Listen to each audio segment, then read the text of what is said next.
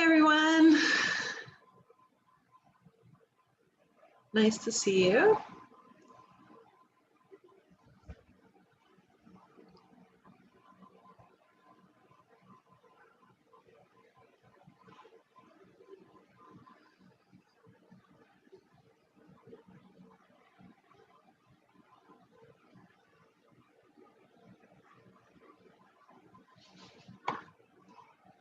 All right, getting started here.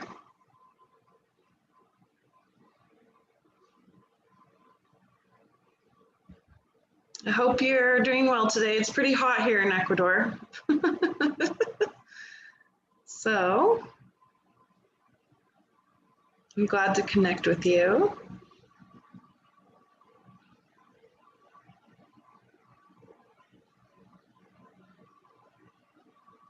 So if you'd like to chat with me a little bit today, feel free to put anything you want, questions, comments in the live chat for our YouTube video today.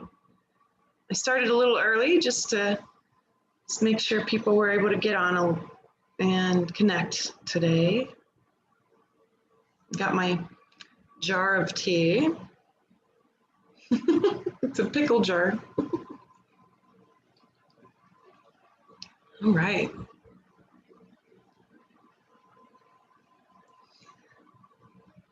So we're going to be together for a couple hours today and just connecting about a lot of different things. So it's going to be a fascinating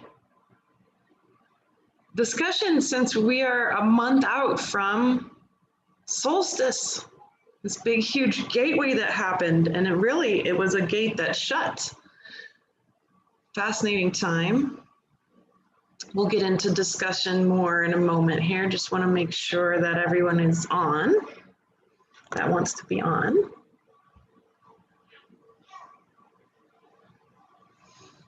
All right, so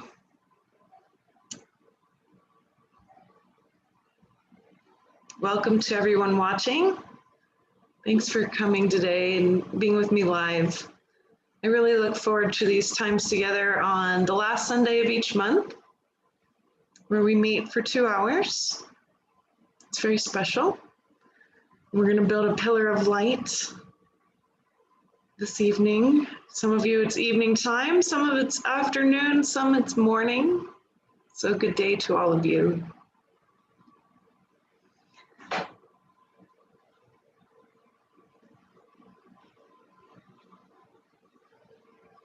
All right, so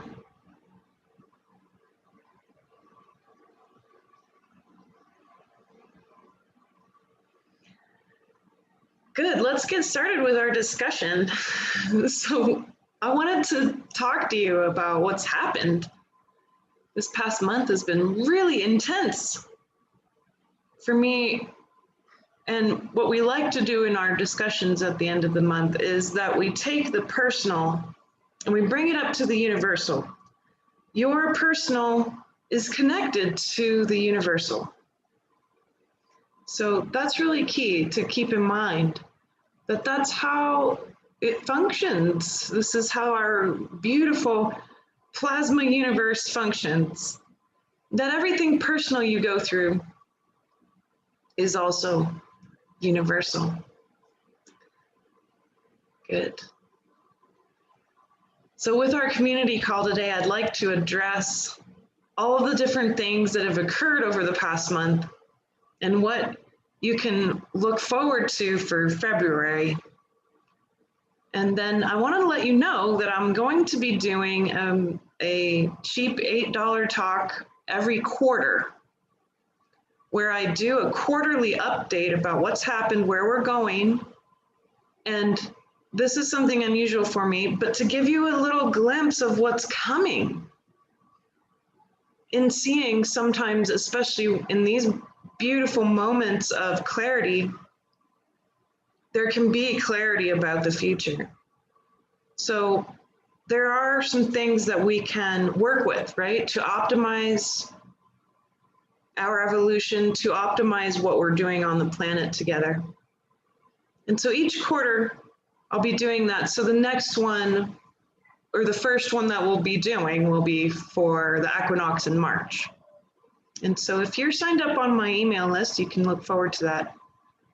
And the other thing I wanted to let you know that I'm doing is 2 classes back to back that are called Dissolving Cultural Conditioning. And so cultural conditioning really bolsters the personal, right?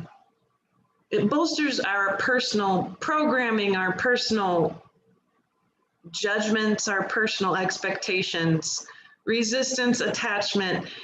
Everything we do is culture. Humans are creating culture. We're creating culture right now. But there's conditions that are limiting, programming, and beliefs that limit us. So how do you really efficiently dissolve that? I want to help you do that. And of course, as most of the work I do, it's going to be a combination of anthropology and mysticism. And thankfully, anthropology is great at removing cultural conditioning, because that's our job as anthropologists, is to stay in the objective witness. And so in that objective witness, what do we get to attain? Well, in mysticism terms, deeper embodiment of the dimensions, more and more closeness to being source itself while still remaining conscious. And eventually, the dissolving of the witness altogether. But we have to attain that full witness state first before we can dissolve it. Anything we do, we attain it first and then we dissolve it even deeper and deeper into the stillness of source, into that immobile, still light, which emanates all consciousness. So I want to help you with that. That's going to be February 27th, I believe. Let me check my little calendar here. I don't have them up yet as a paid class on my site yet, but it's going to be February 27th and March 13th is when we're doing the dissolving cultural conditioning pieces. And then on the 20th is when we'll do our quarterly connection update, where I'm going to give you some glimpses of what will be coming over the next 3 months from there. So that'll be a new thing. We'll meet on the summer solstice too, September equinox, and December solstice. So it'll be 4 times a year where we will connect in that way. It'll be different than what we normally do in, say, community calls. It'll be much more focused and much more of an oracle level seeing. Good, so fun things coming. All right, let's get to the brass tacks of reality here and just notice how it's feeling at the moment with the energy. So if you're like me, I've been seeing and feeling the magnification of light and density. And in this magnification, there's a realization that a lot of the structure that was in place, which we called the experiment in consciousness on Earth, and a lot of that experiment was usurped, right? It was taken over. And so that turned into much deeper, more dense structure that we might call the matrix. All of it's gone. It's totally disappeared. The fog of parameters is gone. And so there's this clear light that's happening. And it's so clear that it's almost a little disturbing, because we're trying to acclimatize to no structure at all. And so that's really a challenge. What happens when you can really see everything in detail? Or in your case, if you're an empath, feeling more than you've ever felt before. Every time I up-level my seeing abilities, I'm always like, well, that's it. That's as much as I'll ever be able to see. And I'm always wrong. I'm always wrong.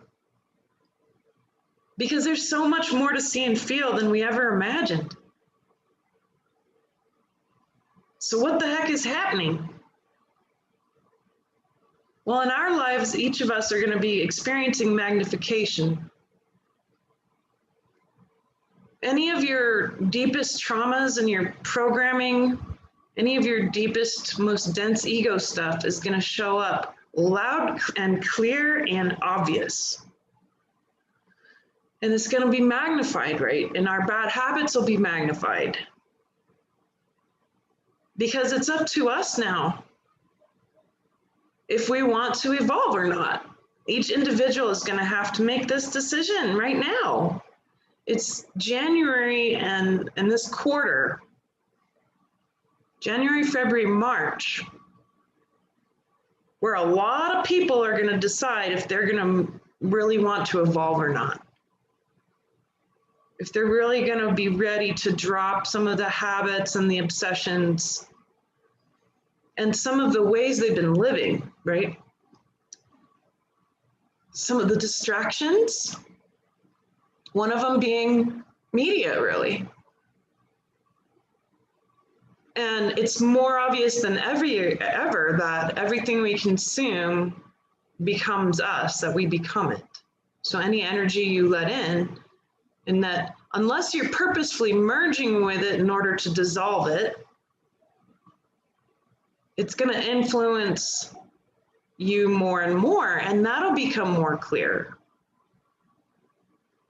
Now, that's all sort of depressing sounding, but let's talk about some of the positive parts of this lack of parameters, the end of the fogginess of structure. You know, we're still living in the 3D. We'll never leave the 3D. The human embodiment isn't meant to.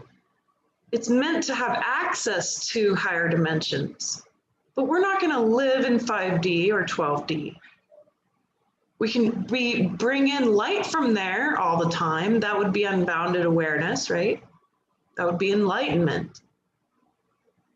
We're going to bring that information through all the time. You can be able to go in through meditation and steep your body and steep your mind in these higher, more still frequencies that are very bright. And we can use that light, we can weave it into what we do and what we say. But we're not going to live in the fifth dimension. With this clarity, however, it begins to reveal whether or not things are set up in a human agenda or not. And that's really key. You're a human. And sure, we totally have hybrids on this planet. That's not a big deal. Everyone might be afraid of that, but there's nothing to be afraid of around that. As long as there's a human element, there's a human agenda, and that's to uplift humanity. It's to rebuild. It's to rebuild our structures. The systems aren't working. They're falling apart right in front of our eyes. It's all getting revealed, blinding clarity. You know, Lee Harris talked about that last year. He said, be prepared for blinding clarity, right? He was right on the money. All these good seers are saying the same thing. Be prepared for blinding clarity. It's here.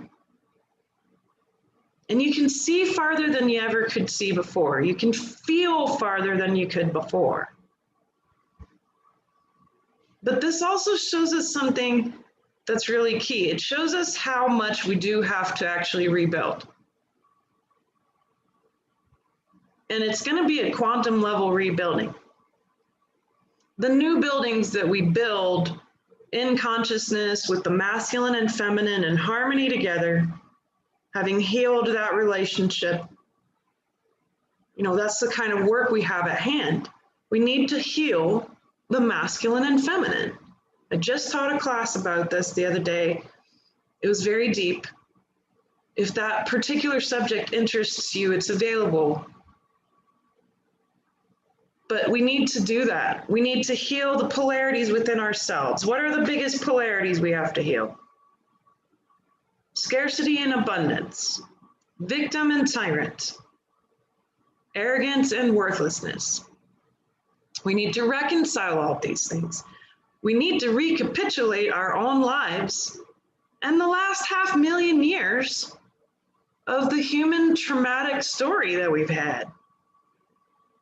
To recapitulate all the light and all the density from our experiences of our ancestors and our own past life experiences. So we've got a lot of work to do right now. It's going to take us a few years. But if we start now, we go back through and we pull all that in through the heart. We pull in all the men and the women of our lives through the heart. We pull in the polarities through the heart and we welcome everything. We pull in the traumas of our ancestors and all of our ancestors themselves. The bhakti yoga practice of moving all of these things through the heart brings them all home to source. That way your soul fully finishes learning these polarities or these pieces that you brought forth for your evolution, for your strengthening as a soul. With that, we'll have much more clarity about what we want to keep. What wisdom do we want to keep from the past 500,000 years? What stuff do we not need anymore? What limiting things are just not going to work for such a beautifully clear new pathway for humanity? We may or may not create a new experiment in consciousness with all of these things. It doesn't really matter. What matters is now your individual experience as it nourishes and relates to the collective. That was always the case, but now that's all that's left. So solstice really set us up to the edge of consciousness where there was no one in front of you and no one behind you. And we are all at the edge of that cliff and we're looking down at, with true clarity, the wreckage, the wreckage and the mess and some of the stuff we want to keep and some we don't. What have we learned about our political systems? What have we learned about our material world? What have we learned about language and social structure? What are we going to keep? This is what the next 3 months is about. You want to think about this. Just use it as a framework idea in your mind each day. Just ask Source. Source, reveal to me today, what is something that I can keep that will benefit my evolution and the evolution of human consciousness? And what is something that I need to get rid of? What's something I don't need to keep? Right? So there's that piece, and that over the next few years, baby steps. We're in brand new waters. There's no structure anymore. So we're in brand new waters, we're navigating, it's wide open. We've never been here before. Now, those of us who might have had other lives on other planets, they have memory of ascension processes. Every species that we've interacted with has gone through that. And their outcomes, what they always ended up shooting for, what they ended up achieving, in tandem with the support of the planet they were on, right? So Gaia supports us in this. She's, in fact, setting us up for success. We can't fail if we focus in on the real internet. I'm going to describe that to you in a moment. On the real internet, if we focus on that, and we focus on the earth and grounding in our bodies, we can't really fail at what our other ancient galactic ancestors achieved with the help of their planets, which was actually the achievement of a singular mind going into one mind. And one mind doesn't mean you lose yourself, it's the other way around. It means you find that you relate to all consciousness. It's a big step into evolving our species. And the Pleiadians, Sirians, Arcturians, all these beings, they achieved that. After all their horrible stuff they went through, like genocide and wars, and they all had their wars and they made huge mistakes. The Pleiadians almost wiped out most of their own race. And so they actually did, through the trials of suffering, attain one mind. And they brought that to the table. That gave them entrance into a galactic partnership with beings of evolved nature. And our seat is empty. It's waiting for us. We're not there yet. We are not equals at that table with our galactic ancient friends. And many of us have incarnated from those races into being human. But that means now that your job isn't necessarily to play out a Pleiadian role. It's your job to play out a human role. The human agenda is a nourishing agenda. The human agenda is humanity thriving in harmony with the earth, not human hatred, not saying humans are a scourge on this planet. They are not. Humans are not separate from nature. So we need to recreate our relationship with our environment, our beautiful planet. Obviously, the way it's been going hasn't been working. But that agenda has been really, that human hate agenda has been really set up in our bodies, okay? You've been taught to hate yourself. I've been taught to hate myself, not necessarily by my parents, no, but my parents certainly struggled with their self-love stuff. So I learned that. We all picked this up. We inherited it. This is the number one issue. If you cannot love your embodiment and your true humanity and really, truly love it, then you will die. It destroys you. You get sick and you die. Why do you think our lives are so short in comparison to the original human beings who were here? They lived for 100,000 years. And then slowly but surely, with the steeping of corruption and suffering, with the overtaking of our beautiful experiment here, humanity's lives were shortened to 1,000 years and then to 100 years. And now you're lucky if you live to 80 years old. What would it be like to reclaim our DNA, to reclaim our ability to live ancient and precious harmonic lives?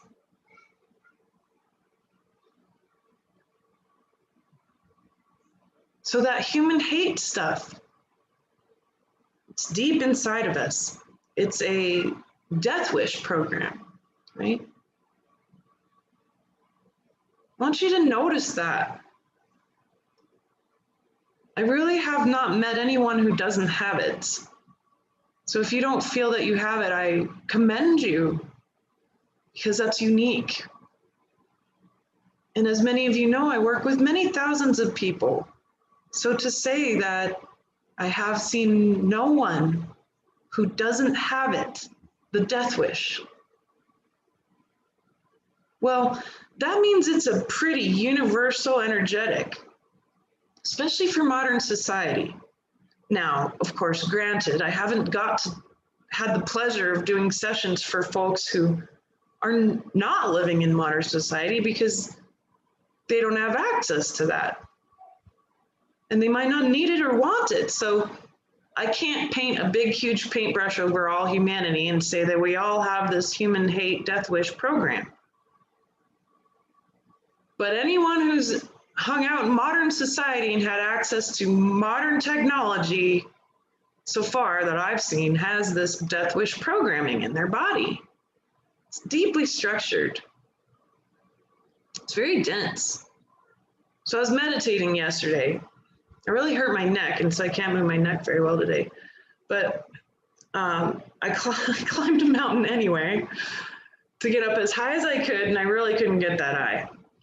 But I wanted to climb up so I could just be in this really big, huge, massive energy that can happen up on a mountainside. And I found a little spot and I meditated for about 90 minutes, and I brought my embodiment into the 12th dimension. And that takes a step-by-step, it's challenging, but it's a step-by-step process of dissolving enough structure and letting these more formless dimensions dissolve your stuff. It's very painful, can be painful, until you can get yourself and your body into that 12th dimension and remain there as long as you can. And it's absolutely unlike anything I can describe. It's very still. There's nothing to see there. There's nothing to feel.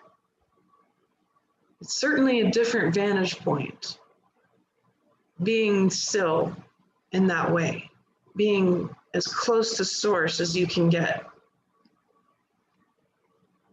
But I was in this 12th dimensional energy, and as I was pushing myself through the 9th dimension, which is love, it's where Christ consciousness comes from and where the Divine Mother's love comes from, right?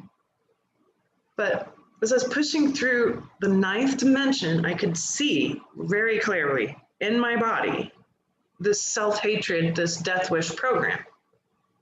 And it looked black. It was black as night, you know, it was the darkest, most dense stuff I have ever seen in my body. And it had several different pieces, including structure around a tumor that I actually have on my rib cage, on my left rib cage. There's this tumor there, which is holding a whole bunch of energy, including grief around the military and grief around war and other things. But I noticed that there was also this self-hate, this death wish energy there, right underneath that tumor.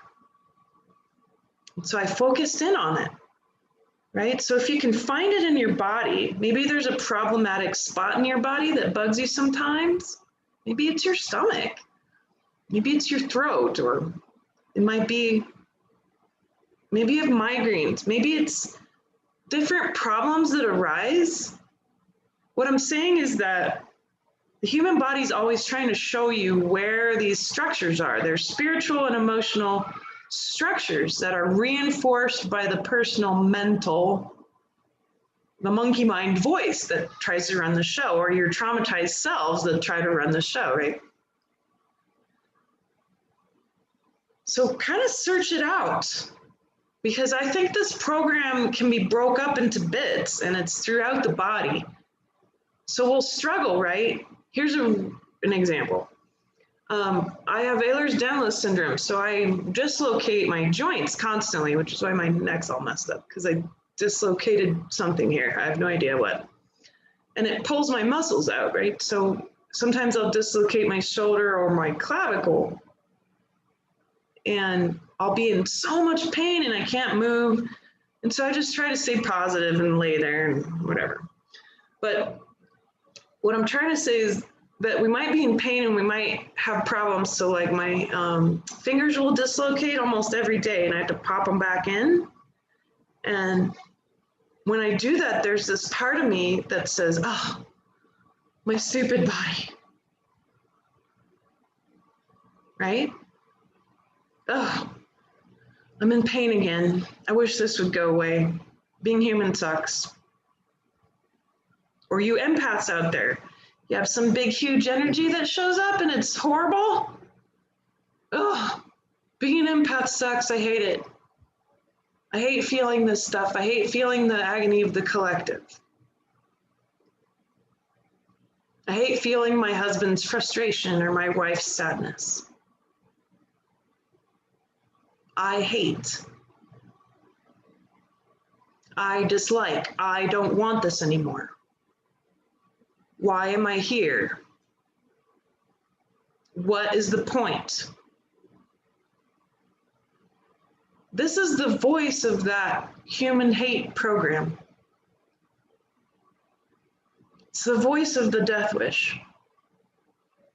And sometimes it sounds like, I just want to die. I hate myself. Now, all of you, most of you know me fairly well at this point, to the point that you can hardly imagine that I might say something like that. I hate myself. I just want to die. That's not true. I said it recently.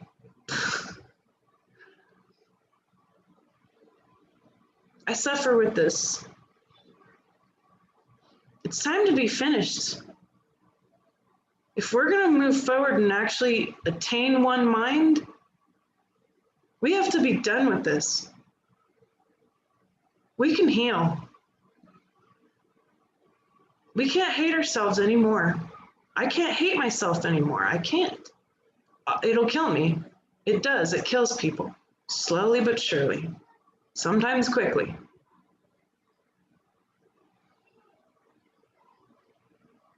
So let's work on it together, okay? This month of February coming up, let's dedicate February, since in the USA it's Valentine's Day mid-February. Why don't we dedicate February to some self-love, right?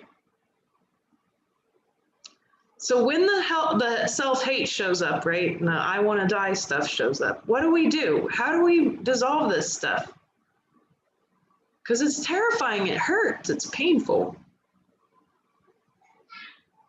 We must do what we have been trained to do as mystics. You've got to merge with this.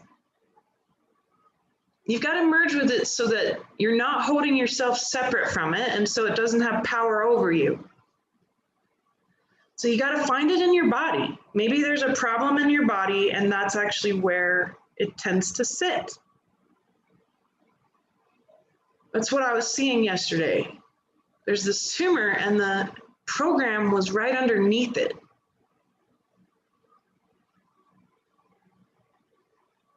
So we can focus on that, and we go into it, and we got to hang out in how it feels, and it feels horrible, and everyone, including me, wants to run away from it as fast as possible. It's probably the worst feeling. It's the worst energy. It's so sad. It's so painful to hate ourselves, to hate humanity. And so if we really stand in it and we welcome it over and over again, we've got to dissolve the layers of this, and it's dense. So here's an idea. Every day of the month of February, in my meditation, I'm going to dissolve a layer of this. I'm going to hang out in it and stand in it and allow it and love it, because it's part of the library of consciousness. Self-hatred is a frequency. It has a place in the library, just like all frequencies, good and bad and nice and unpleasant. It's peak separation frequencies. How much more separate can you get than hating yourself, right? And peak oneness frequencies that we get attached to. But we've got to dissolve this. So every day, let's just welcome a layer of it. Maybe you can find it in your body, maybe not. But let's welcome a layer of it, right? We'll just notice it, hang out in it, and say self-hatred, human hate program, death wish self-destruct program. You are welcome here. I welcome you because I'm not holding myself separate from you anymore. I want to understand you so I don't have to keep carrying you around, right? It's like having a big old textbook under your arm called self-hatred. And then you're carrying it around, but you haven't finished reading it. And it's so dense and so heavy. And you're like, I'm never going to finish reading this book. I gotta, I experience a little bit of it every day. When am I going to be done? We got to do this systematically. So we go in and we say, all right, next layer of self-hatred. Where are you in my body? All right, I feel it, here in my throat or my shoulder or wherever. It could be anywhere. And you welcome it there. I welcome you here fully. You are welcome here. Wherever it might be. I'm willing to know you so that I can be finished with you, right? In mysticism, we don't want to keep something separate or else we'll never be finished knowing it, and then it keeps coming towards us because we've asked to know about it, right? So those of us who've been in multiple terrible relationships with codependent or self-destructive or narcissistic people, we brought that towards us so we could understand this stuff. It's all related to that self-hatred, self-destruct, death wish programming. And so we bring it closer. You read the chapter each day. All right, one chapter at a time, one layer at a time. It's just frequency. That's what you're trying to get to know. So you're hanging out in the frequency of self-hate. You're trying to find it in your body. You're welcoming it there. You're bringing it closer. And you let it dissolve. How do you know it's dissolved? Because you feel like you just went through a waterfall of fire. And then suddenly on the other side, there's a little more room. There's more light. And then we meditate, right? So when we do this process, you've got to end with meditation.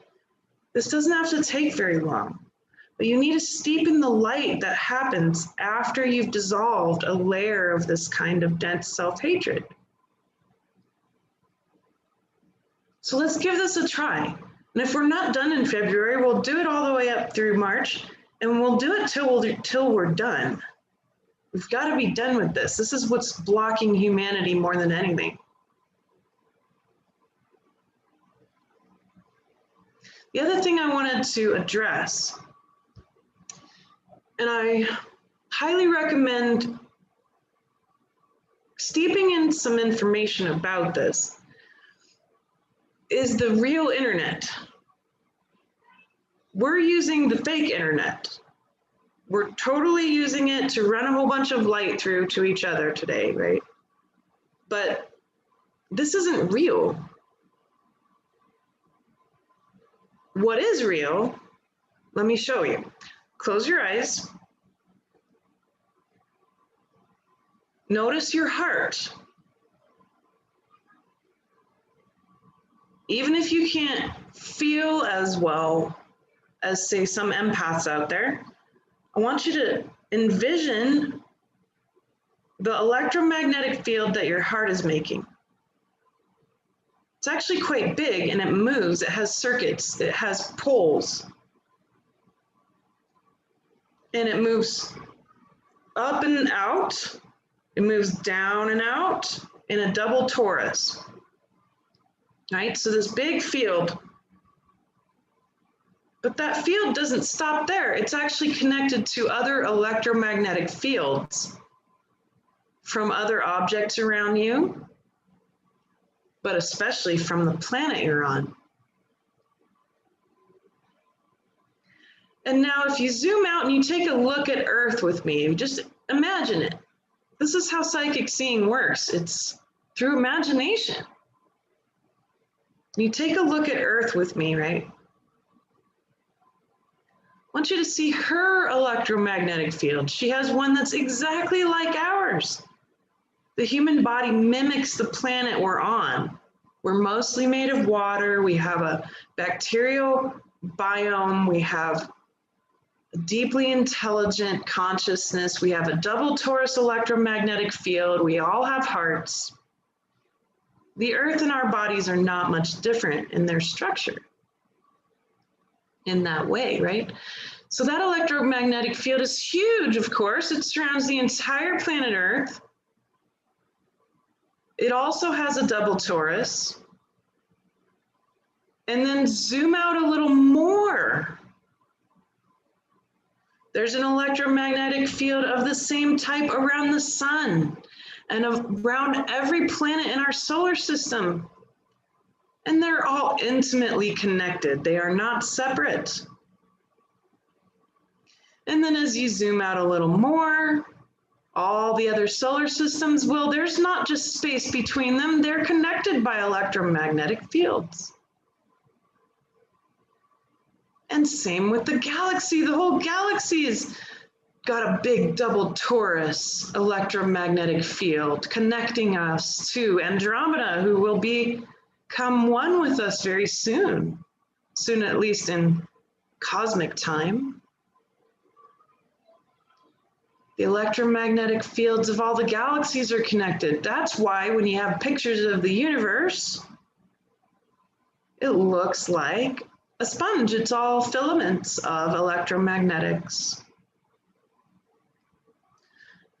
Now, two things I want to disclose. First, this electromagnetic function of the universe, technically it's called the plasma universe. And I'd like you to think about this because you're not separate from any of these fields. And in fact, all the people on the planet and all the living beings on this planet, you're also intimately connected to them through your electromagnetic field. This is the real internet. Your brain, your heart, and your gut are 100% capable of connecting to this. All of us do it. There's lots of good examples. Some people can do it because they have certain talents, like I'm extra psychic, so I can see this stuff. And then you empaths out there are talented in that you can feel it. You might not think it's a talent, but it is. It's a superpower. So we feel these fields, and this is actually what connects us into one mind if we want that. Why do you think the powers that be are working so hard at creating a different internet called a quantum internet? Why do you think they're working so hard at it? They want to get there before you do. They want to have control over that before we do. Not possible. We've all had connection to it already. Whether you turn your cell phone or your Wi-Fi off or not, it doesn't matter. That doesn't matter. You can still connect to it. You don't have to see someone on YouTube or Zoom or anywhere else to actually see them. Just imagine them. It's called remote viewing. You can do it. Everyone can. You just have to imagine them. That's the misunderstanding, the misprogramming or bad programming that we've got around the third eye, is that the third eye is something difficult to work with, and it's not. It's through the imagination. Why do you think they shut imagination down so early in school? And they tell you it's not real. Yes, it is real. It's your gateway. It's how you connect to this, but you can also feel it. You can feel the connection. So many of us have had examples of this, like picking up the phone right when the person that you were thinking of is calling you. And there's not even a ring, right? Or having a dream about someone and calling them the next day, and lo and behold, the dream actually happened. Right? Or feeling someone's presence there that helps you to make a decision or get out of a bad situation, And then later you learn that they were thinking about you or praying for you at that time.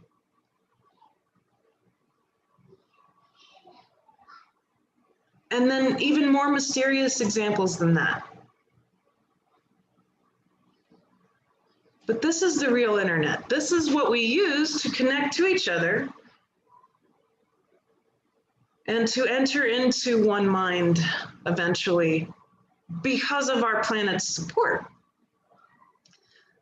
We'll connect to Gaia's electromagnetic field, and that means you need to be in your body. So if you're having trouble being in your body, it's time for all of us to do as much physical stuff as we can, to stretch, to breathe. You know, you can use your breath and direct breath into different parts of your body. I'm going to learn some new things. I'm going to learn some Qigong. I'm going to learn some Tai Chi. I need to move. I need to hike. I want to eat good food that helps me to be in my body and doesn't disconnect me, right? Breathing is key. If that's all you can do is do some breathing, that's great. It helps to ground you deeply in the body.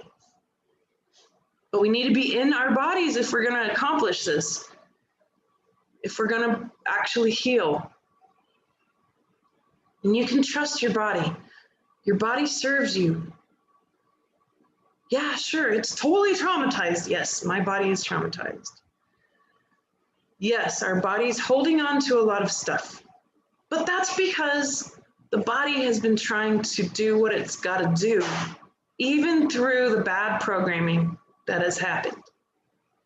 The body's trying to serve you all the time. And some days you're more your ego, so it serves ego, and then you might end up carrying a lot more junk in your DNA and in your embodiment, right? Trauma. And some days you're more your soul than your ego, and so the body's going to serve that. But remember, you're the soul in charge. So you're always going to keep your eye out for ego trying to bolster itself, or ego trying to take control, right? And that would be listening to what's happening in your mind. The subconscious comes out as different commentary in the mind that's actually often trauma commentary from parts of you who are traumatized.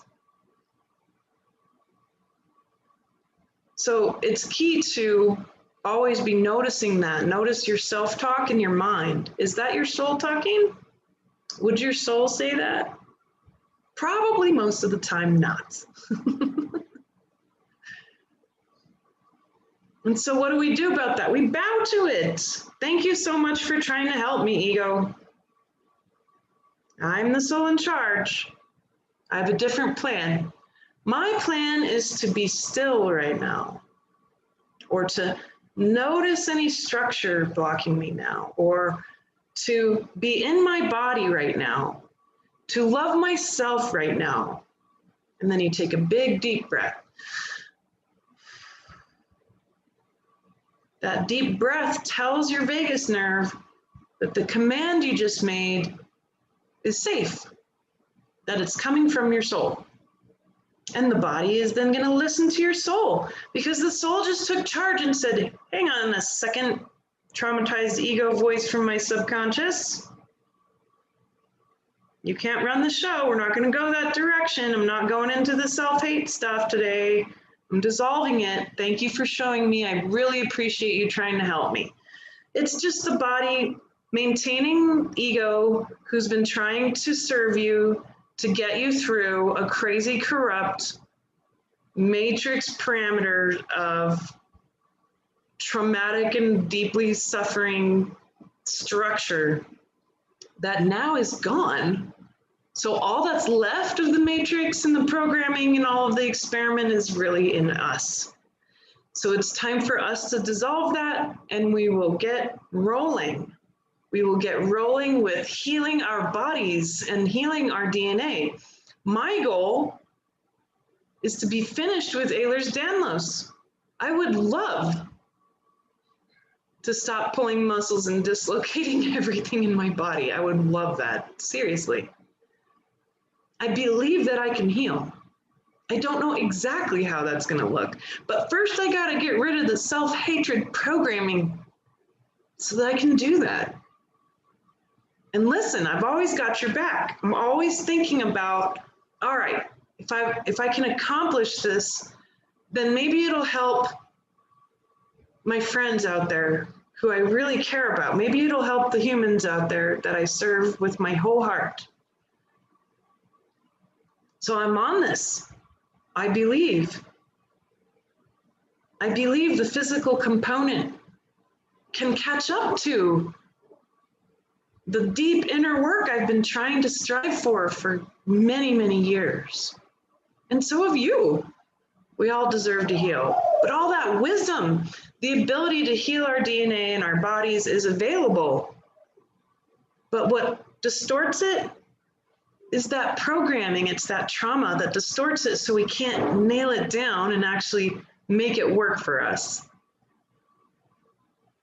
So I'm looking at that, and the first thing I saw that was distorting it was my self-hatred. Of course I can't see how to heal when I'm still carrying this self-hatred book around. It's not going to work. So that's something that I think will help us clarify. How are we going to heal our DNA?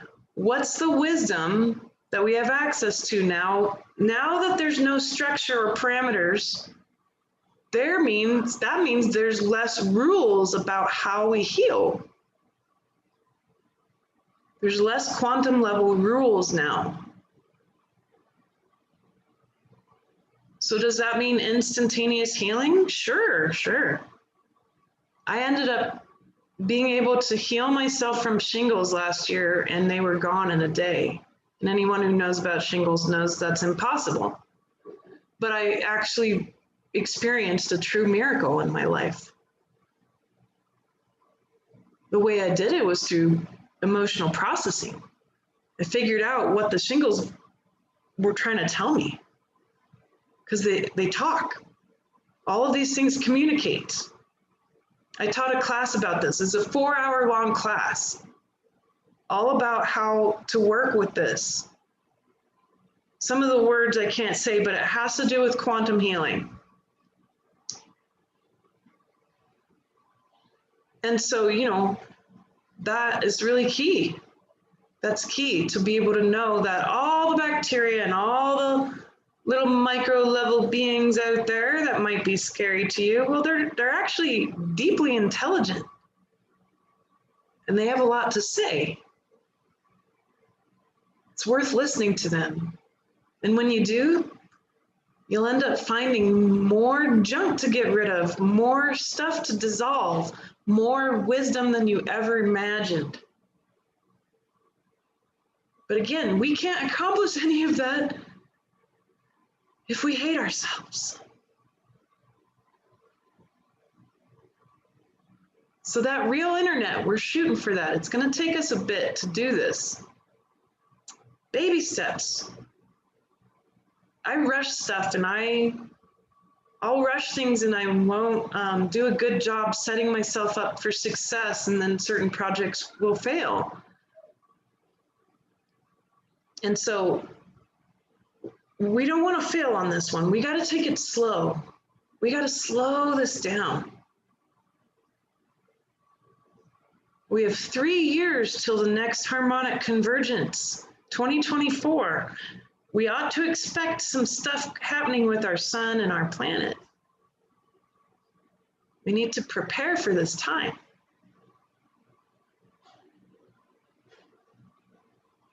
So let's get ready. Let's get the dentist stuff out of the way. And I'm going to continue to look at healing, and I'm going to continue to look at what's available in the other dimensions too. And when we meet, I'm going to continue to inform you about what I've learned. Because when I share it, then it's available. And same with you.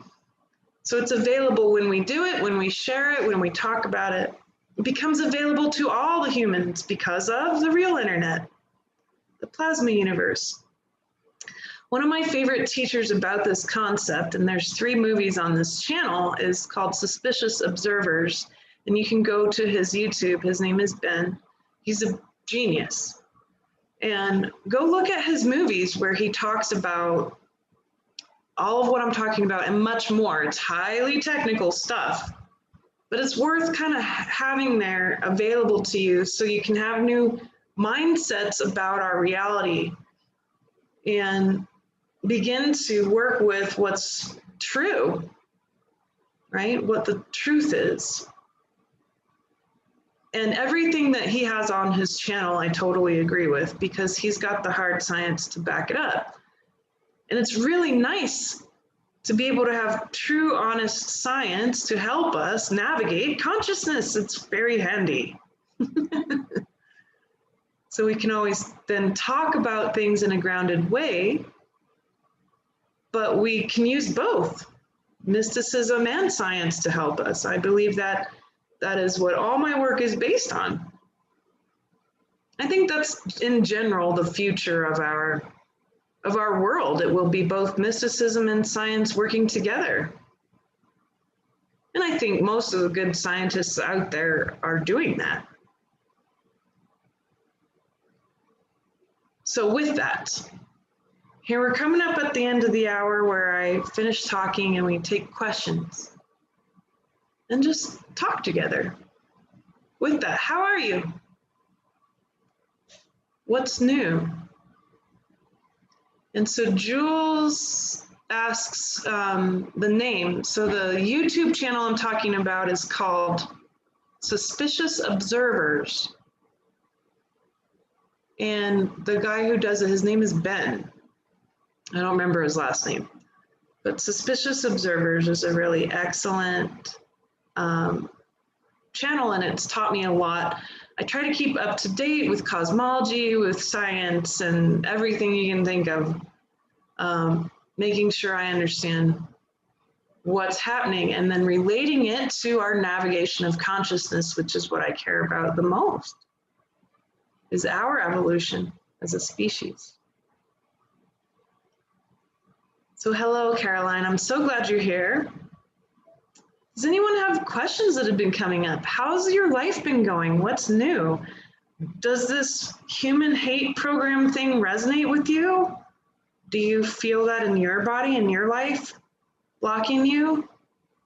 What else has been coming up this month as everything becomes more clear and all the bits and pieces of things,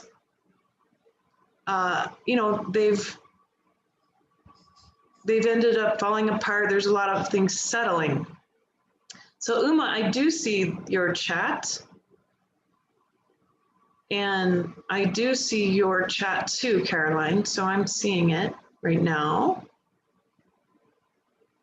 I have no idea exactly how long you've all been feeling separate.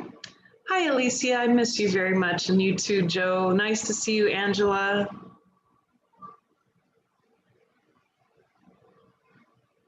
Hey, I'm amazed too.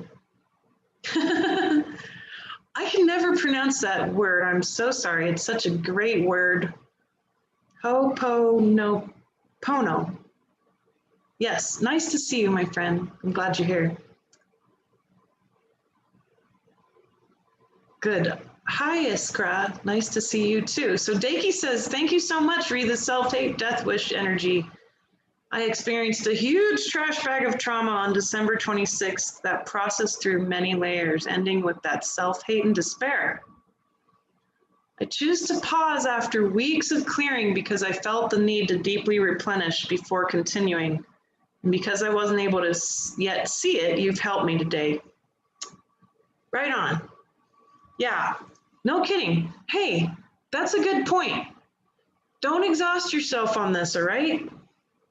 Baby steps, take your time, replenish, renew. Go through a layer and take a break. For those of you who are like me and can't stop working and maybe don't know how, resting is a verb. So if you're like, I can't sleep, I can't rest and take a break. I'm not productive. This is me. Resting is a verb, my friend. Resting renews your DNA. Resting renews your telomeres. Resting cleans up your body. Resting helps your brain mind function. Resting is productive. Do it. Take care of you, okay? All right, good. Now we have lots of comments coming in.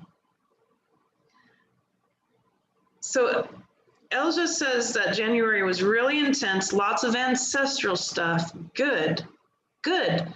The ancestors are ready to go home, everyone. All we have to do, it's very simple.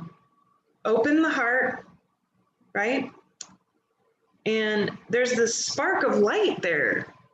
Just envision it. It's there anyway, but when you imagine it, you can really see it. That's how psychic seeing works. But open the heart, right? And just allow all of your ancestors to walk home through your heart a little bit every day, right? Give that a try. Such a wonderful gift of service we can do. Good. So Marty's asking me if I've heard about the power of 8. Well, I don't know exactly what you mean. I've heard about a lot of different powers of 8. So I'm open, Marty. Is there a concept that I can look at more deeply? I love learning new stuff. So shoot it my way, either via email, Elizabeth@SeerandScientist, or wherever. I always look at this stuff. Might not respond to you as quickly as I wish I could, but I do actually read your emails. Okay, thank you. So I'm getting pronunciation on Ho'oponopono. Thank you, that helps. Hi Fatima, I'm glad you're here. And Jessica, Nanette says, yes, the death wish totally resonates. I now know what I can get to work on pertaining to high blood pressure and being overweight. Oh my goodness, yes, right? So maybe that death wish is like contained, right? It might be in the blood. It might be in the adrenal system, right? Because the adrenal system sometimes will raise your blood pressure, and the adrenal system's getting turned on because you're traumatized, right?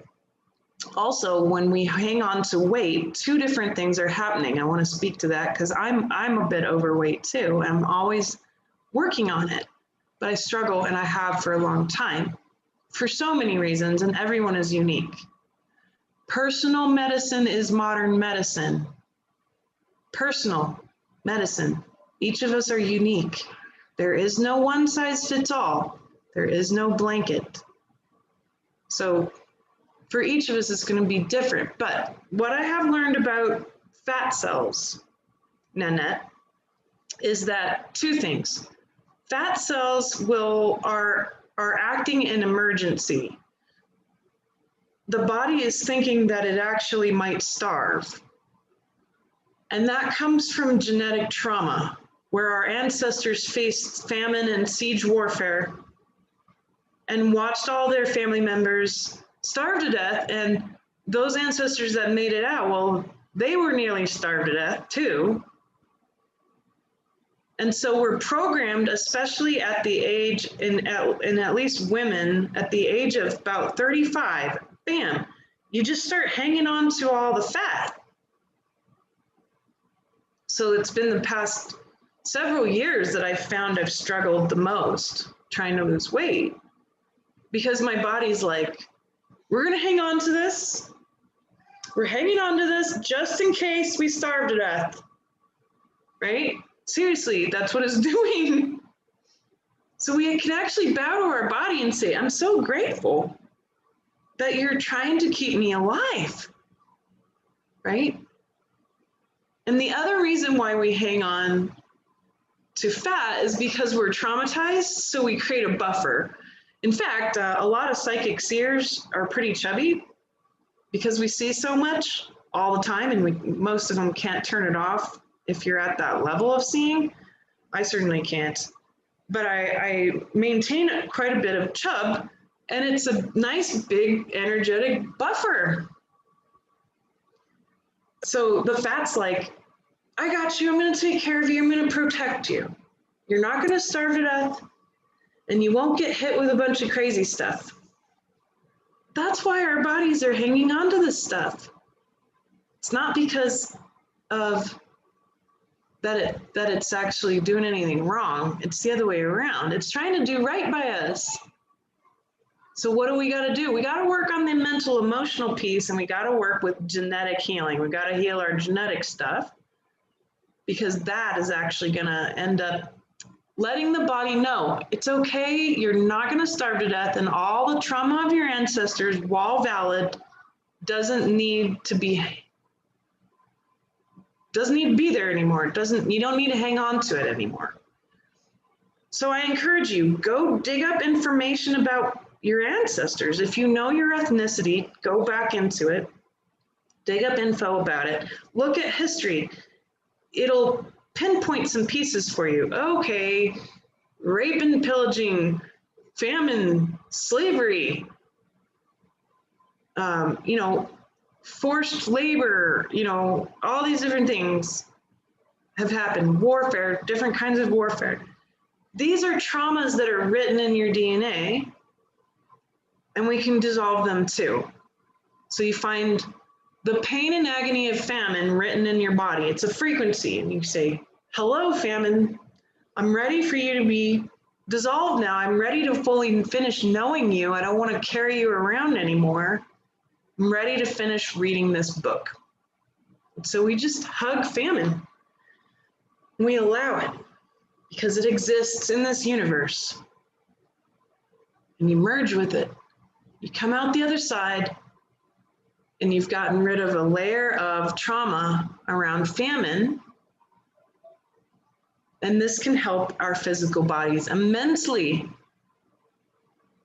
So consider that. Think about trying that, Nanette, and anyone else who's struggling with weight, like me too. Totally, I'm with you. So Becky says, death wish coming up also with the body and many people physically dying. That's certainly going to pull it up too, right? The death wish showing up, and then actual people around you dying is going to create all kinds of wonky energy, right? That wonky energy about people around us dying. That shows up as that trauma around plague, right? Or other things. There's so much trauma around death. And that's why we fear it. That's why the death wish is so distorted, because death is actually extremely beautiful. Death is a beautiful thing, and death positivity, I feel, is a really important part of our evolution. And the death wish is the opposite of that. It's the sad and terrible opposite of what death really is, which is a beautiful part of our existence. Yeah, so Bernadette's noticing also the self-hatred stuff showing up. And thank you, Gina, you're very sweet. It's been a very deep struggle to be here in Ecuador. Everything is magnified, and I've hit rock bottom a few times. But it's really hard not to be in love with the planet here, with the planet Earth. And the light is very clear here because we're up closer to the sun. And I hope to give you some of that light as much as I can. And of course, as things progress, I hope travel will open up more, and I want all of you to come. Ecuador is beautiful. It absolutely is somewhere everyone ought to visit once at least. We can do retreats and workshops and have some fun here. So, when that time comes, I'll let you know. But my hope is that in the next year or so, we'll be able to do that. I'd love to do an in-person retreat again. Very, very much. I really want that. The one that I did was so profound and beautiful. And I want to do more as much as I can in person so that we can begin to practice merging minds. I have no doubt that those mind mergers are going to be something we all crave over the next years. Yeah, Caroline's saying, you know, Spirit has challenged me to heal myself and see how long I can extend my life. She's 69 now. Yeah, me too. I'm 38, so let's do this, yeah? It's rough, but we're going to do it. I believe in it. Julie says, thank you for sharing these words. We need to accept and ask. Self-care is so important. Yes. And so Iskra is asking, how do we recognize the real images and the real imagination, because there's so much illusion? Let me give you the basic idea, right? Because you're right, actually, very right. A lot of the things I've seen, I got totally fooled, and you don't have to make the same mistakes I did. My mistake is that I was depending 100% on my third eye, Iskra. Okay? So how do you know what you're seeing is real? Ask your heart and ask your gut. They're going to let you know. They're what I call your authenticators. Because a being will show up and they might look like an angel, but they're totally not an angel. How would you know? If that's what you're used to and you're looking at it, right? Well, the way you know is how it feels and the deep gut knowing that your body has. Your body has the tools for you. So you need to have all three brains working with you so that you don't get fooled, right? And it's really hard to fool an empath. It's really hard to fool someone who has a deep, capable sense of knowing, right? The knowing in their gut. You can't fool folks like that. So you see something, you work with it, and if you're not sure, ask. Say, dear heart, is there anything that I am not seeing that I need to feel around this? Is this true? And the heart will let you know. It'll cinch up if there's something false going on. It'll open if it's really true. And you'll be able to feel more information, more than you can even see. So the true full body discernment experience includes your third eye, your heart, and your gut. Then you ask the gut too, hey gut, is this real? Is this true? And then we ask, is there anything I'm not seeing correctly that I can only feel? Is there any distortion that I need to feel? Is there any extra light that I'm not feeling, right? So trust your heart and your gut, Iskra, because they'll give you what you need. And it's really hard to fool me now, but only because I can use my heart and gut. I wasn't able to do that before, and I got in tons of trouble, and I don't want you to either. But for now, use your third eye for yourself and for your friends and family, okay? And just practice with that. Go into your body. Go deep into and look at structure in your body. Go deep into and look at programming or frequency in your body. And you'll see so much information. Go hang out in your subconscious and see what's down there in the basement. Use your third eye for yourself, and you'll build up the strength with your third eye so that you can perceive much more outside the self, so that you can then, of course, bring it into oneness, because it really wasn't separate from you at all. So Ingrid says, in dealing with impending blindness, but against all medical advice, I had the strongest impulse to heal and not to succumb. I too came across both the self-hate and death wish programs.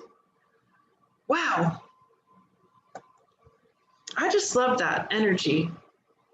The strongest impulse to heal and not succumb. That's the theme. That's the theme. What's the opposite of succumbing to the death wish and self-hate programs? It would be the most beautiful, immense, healing, loving care from the soul, right? But I love that. The strongest impulse, there's an impulse there that we can hang on to. It's deep within us. It's the one that makes it so that we take a deep breath, right? It's the one that helps us take the next step. We can trust that. We can lean on it. Thank you, Ingrid.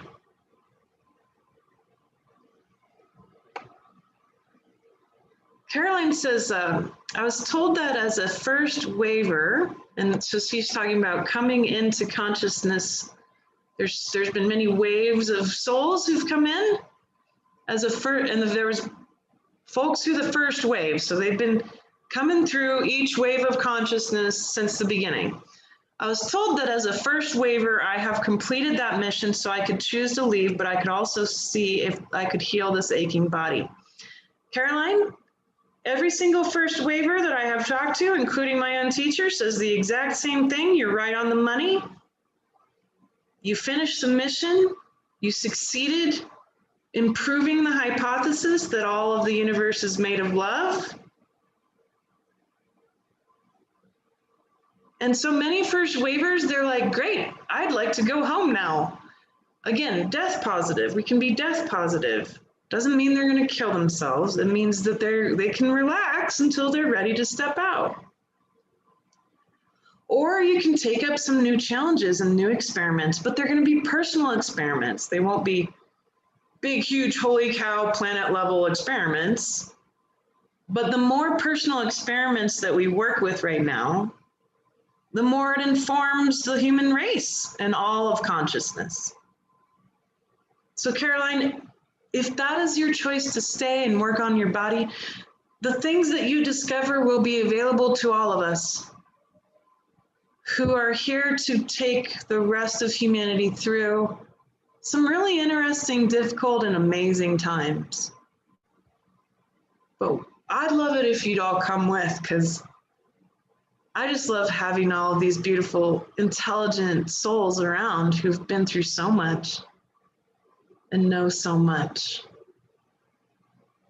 So it's worth knowing that you have friends around who'd like you to stay if you'd like that.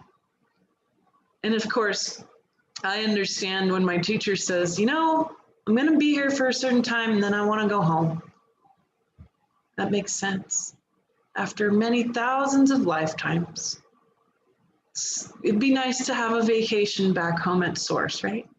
That'll all come for all of us. It's our destiny, of course.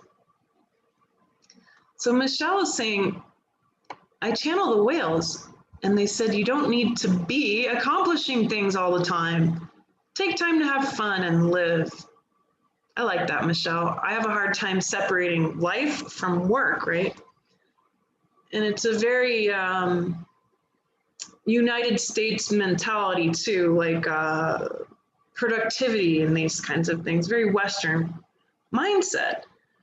And here in Ecuador, everyone takes a siesta after lunch, and they take this extremely seriously. Like, you'll see all these people, they'll work so hard, and they'll have their lunch, and you'll see all these workers asleep, because that is so necessary. And truly, I've never seen people work so hard here as they do, and it's magnificent. It's astounding how hard people truly work, how hard you work. It's astounding how hard I work, and that I haven't given myself the acknowledgement that I do that and that I deserve to rest, right? And for me, whenever I hear that word, you deserve to rest, it almost makes me mad. Like I have this anger that shows up. Like, oh, that's just ego, deserving. You know, is it? I know my ego wants to take that and be like, yeah, deserving. Bolster your personal self, right? It feels like I'm resisting deserving anything because I'm afraid that it'll turn into arrogance. This is like a out loud right now mental process.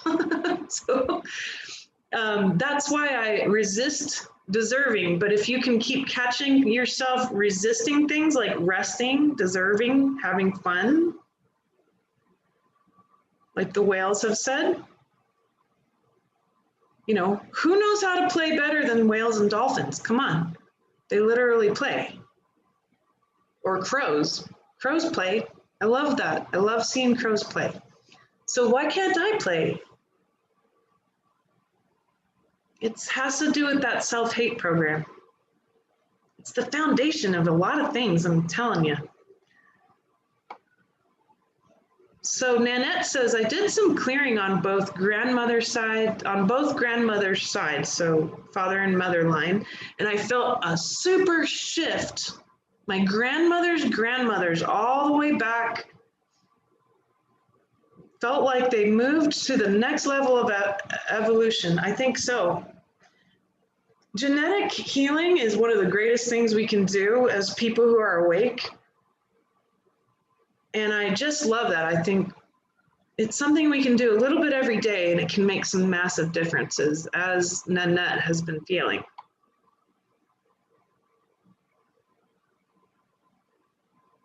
And Joe says, remember, we are the chosen ones, not because we're special in any way. We choose to be chosen. That's available to all humans. That statement brings me more into self-love. I'm with you. I chose this 100%, and I am on board 100%. And whatever shows up, I never let it stop me.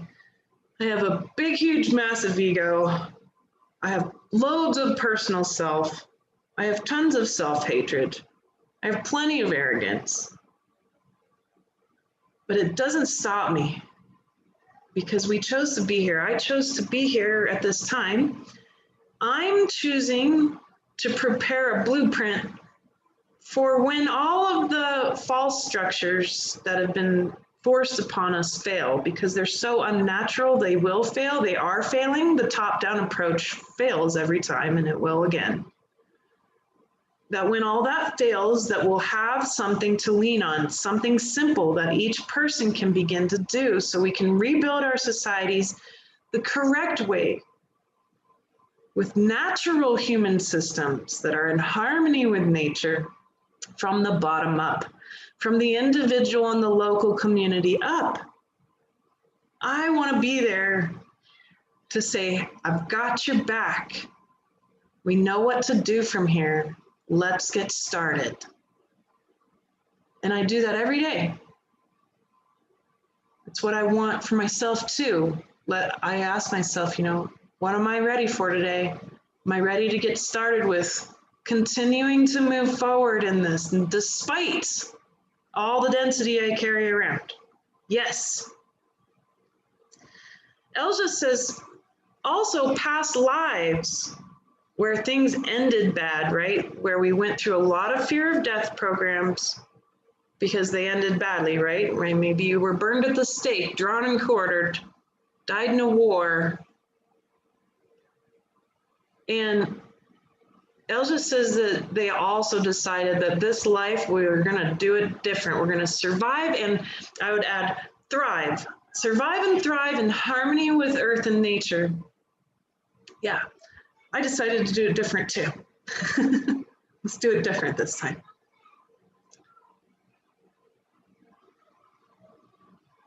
So Caroline is wondering about the 200-word limit on YouTube chat.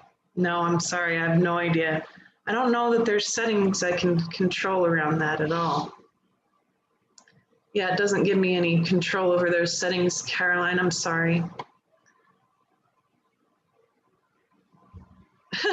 So Nanette's pointing out, you know, her European grandmothers would say like, eat, you're too skinny.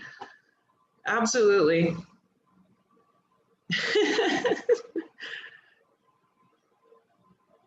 So Uma says, today my eyes were burning a bit. And then when I should surrender and just be, I get what you so beautifully described as those death wish thoughts that show up and the worthlessness, step by step, baby steps. And so Melina is having a different problem where she can't put on weight. And there is actually a section of our human family who is the opposite, where their body's like, nope. But I actually think it's related to the Death Wish program too, Melina. Let me know if you believe that might be true.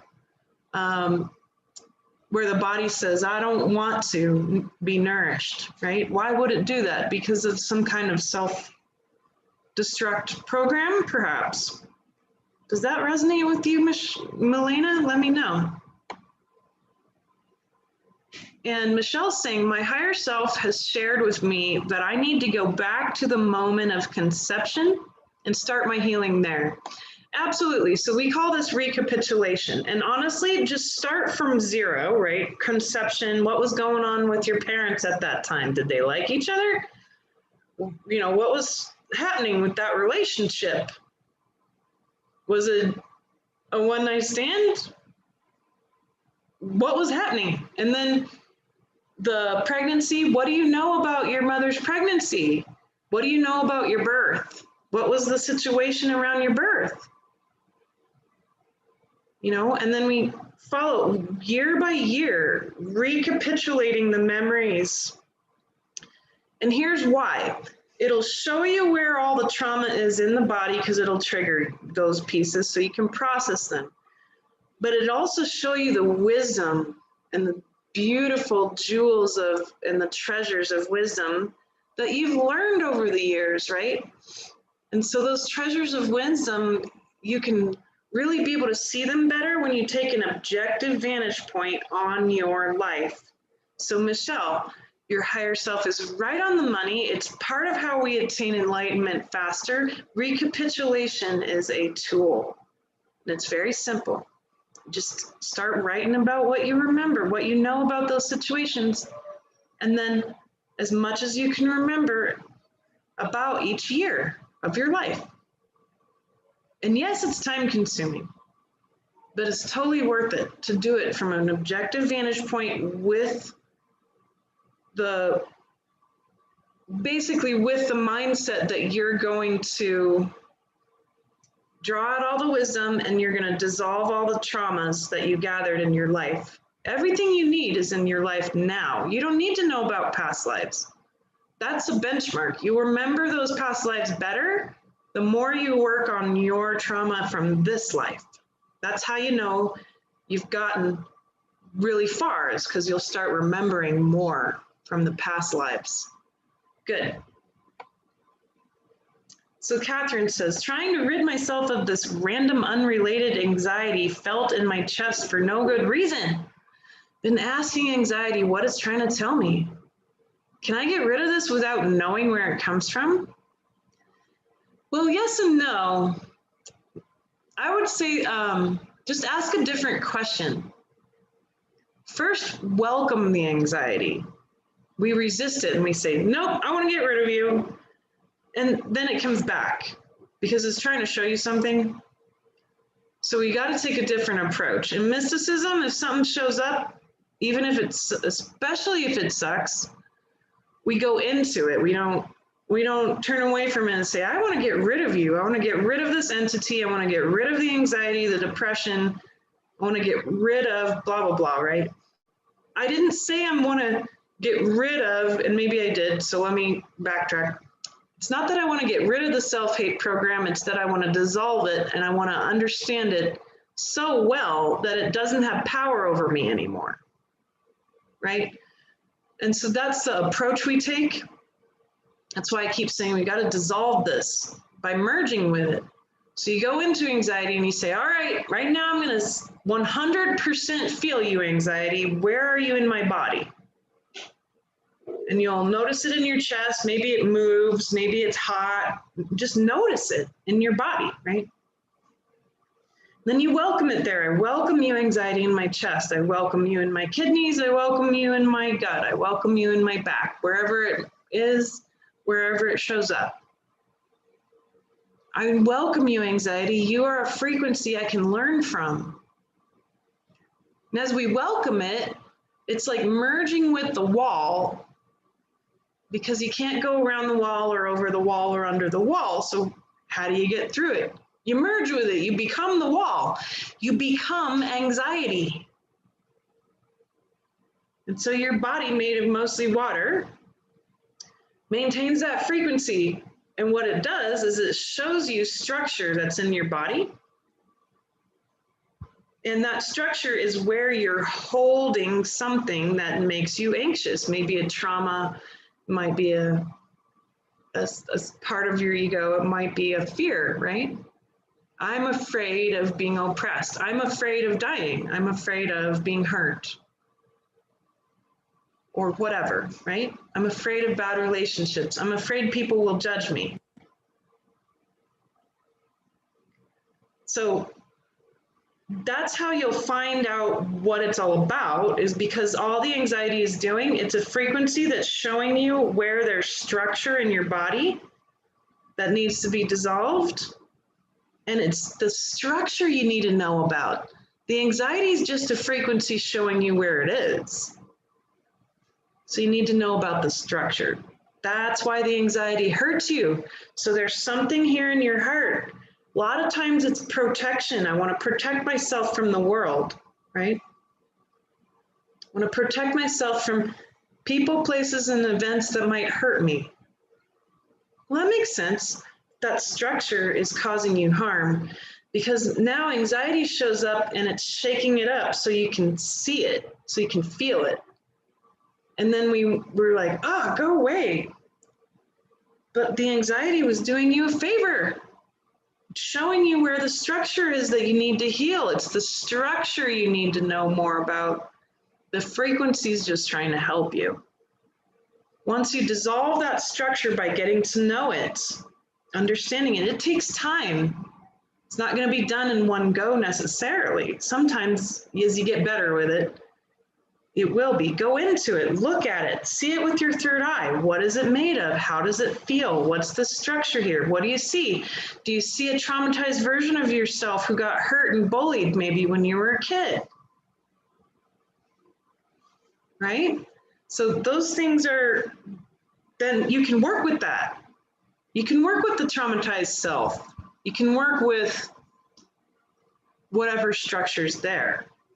And then when anxiety comes to move through next time, that structure won't be there. Maybe it'll show you a different one. Or maybe it moves through and there's nothing left for the anxiety to show you. And that's how you know you've achieved it. Just because anxiety comes along doesn't mean that it'll linger. Anxiety will move through, and then there will be no trash bags of trauma or ego for it to show you anymore. And it moves through. That's why enlightened people still feel feelings, but they've moved all the trash bags out of the way, so there's nothing to trigger anything anymore. They're not uncomfortable with anxiety. It just moves through like a stinky wind. Eventually you learn to even love it, because these things show you then, oh, I see, when I'm feeling depressed, I feel this here, or when I'm feeling angry, wow, okay, I can start to feel the structures that the anger's trying to show me. The anger, next time it'll move through and those trash bags are gone. So there's nothing for it to show me anymore. And then I'm grateful for anger. Good. So this is mysticism. This is navigation of consciousness. Yes, even if you're in Bulgaria, Iskra, I'd love for you to come to Ecuador. Yeah, I think we're all due for a retreat, Marty. All right, so Juliana says, all this makes sense. I'm in the thick of it now. Just got out of the hospital, dealing with chronic issues, 2-time kidney transplant recipient. It's a lot. Wow. Let's commend Juliana and all of you who've been healing. All of you are doing such a great job. I'm so proud for you. Good work. Angela says, I welcomed and sat with fear this morning. All kinds came up. Began to see the frequency and how it hates itself. Self-hatred everywhere. It's insidious, slinking its way into hating humanity, a scourge.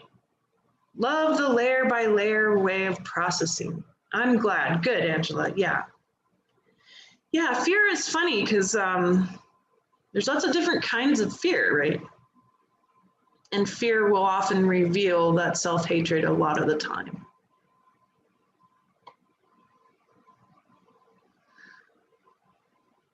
Yeah, Melissa's saying being an empath is not easy. No, it's certainly not. So many of you are empaths.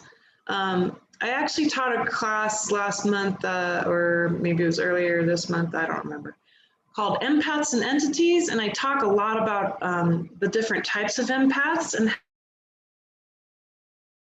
how empaths can best care for themselves and nurture their superpower at the same time. And that can be really helpful because it is a superpower and we need the empaths in order to attain one mind as a species. Did you hear that? We need you. Don't just need everyone to be psychic like me. That's not gonna work. We need empaths. Empaths are the great transmitters and receivers of the one mind consciousness. You're the ones who help this internet function, the human internet, the real one, the natural one. Your fields are connected to the whole galaxy and beyond, the whole universe. And we really need you, empaths. We need you. It's really key.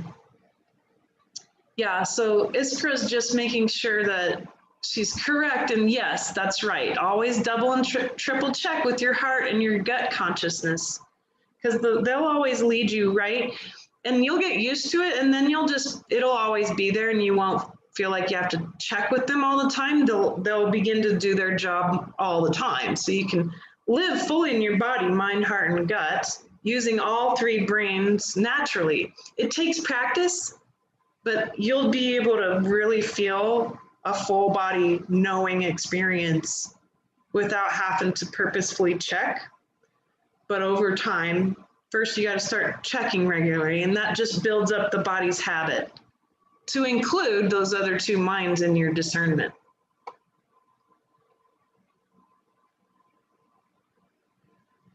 So I won't be able to address your question, Claudia, because of censorship. But I'm really glad you asked it, and I'd like you to just sit with that. And I would like to envision healing for sure. So we'll include that in our pillar of light. Daki says, I learned a long time ago that the commerce of truth usually requires an exchange of energy to acquire the truth. Therefore, I'm not surprised anymore when I'm asked to pay up with some huge illusion. Yeah, I like that. That's something to ponder.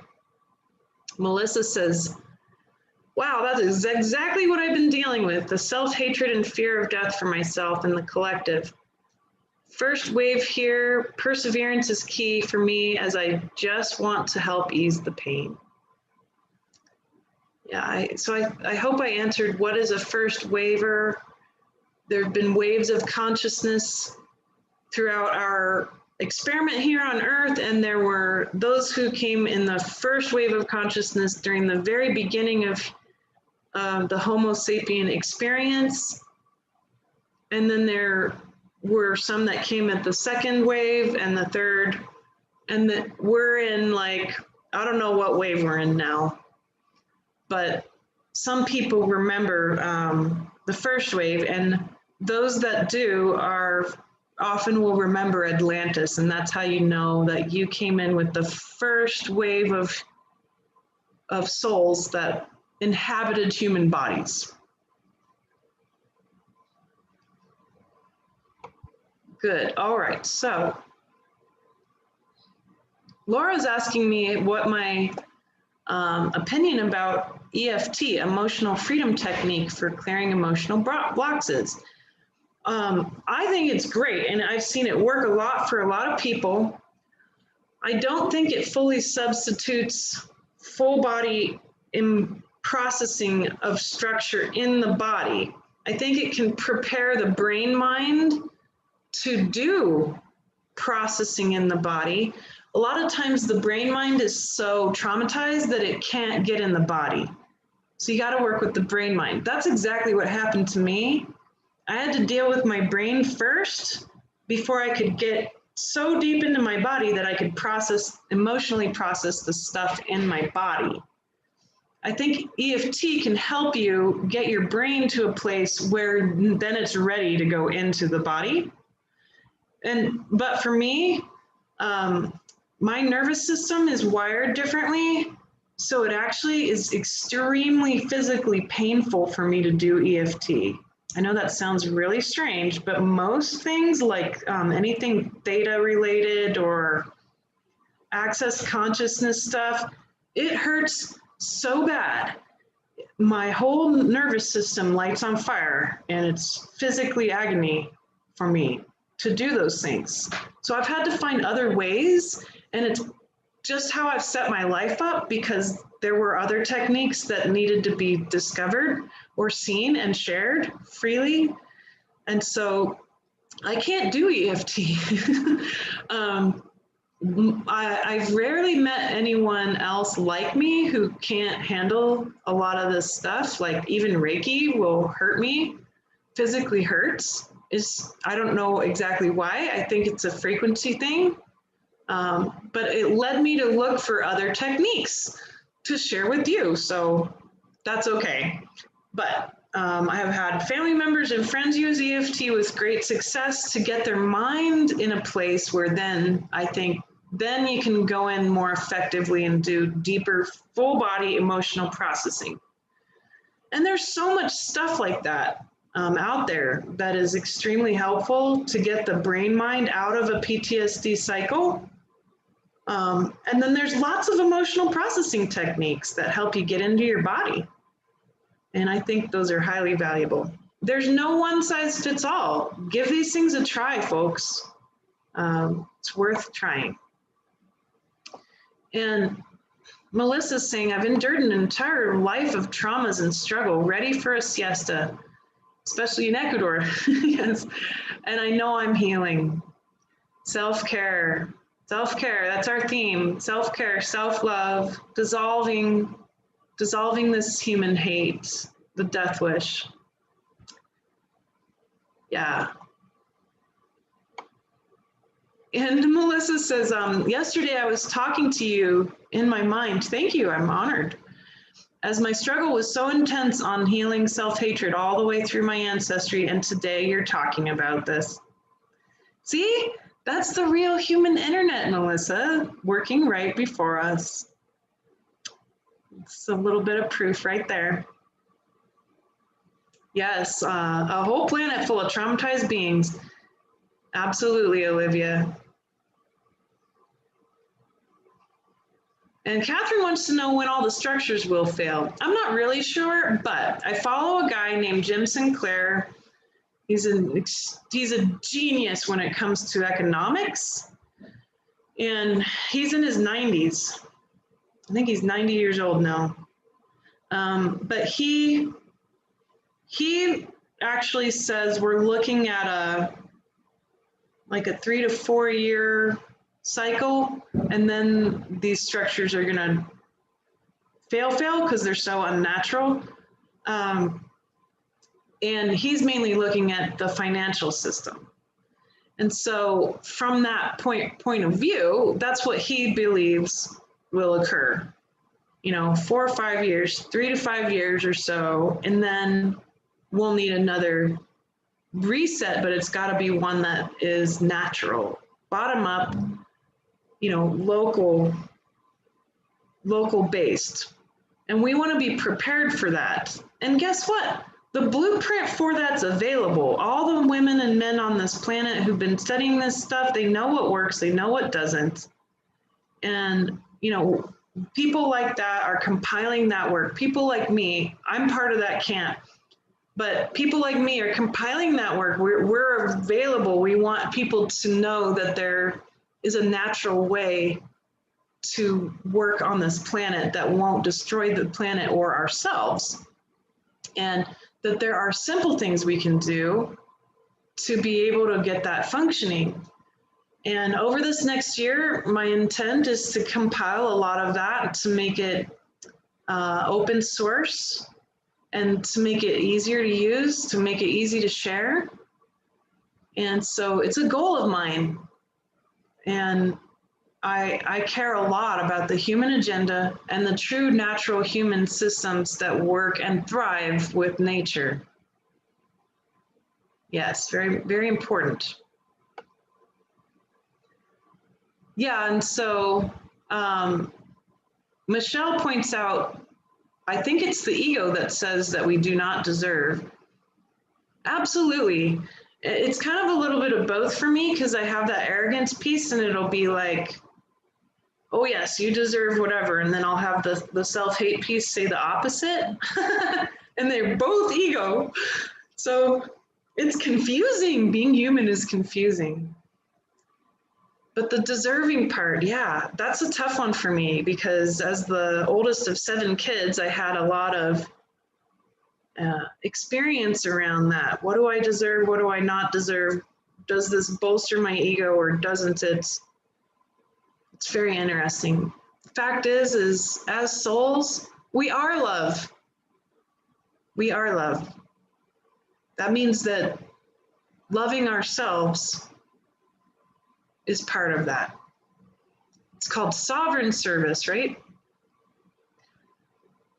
And Melissa says that she's dreamed of this time since childhood, coming from a planet of pure love. It's not an easy time, but necessary for what this planet was designed for. Absolutely. You're not alone, Melissa. I have a lot of friends and people out there that I serve that have memories, very specific memories of these times of pure love. And it's very real. It's very real. It's available in consciousness through you. So if you live there, if your field is that world, then that makes it available in the true human internet out there for all of us to access it, to access that possibility of a world like that, okay? Let's give that a try. I like that.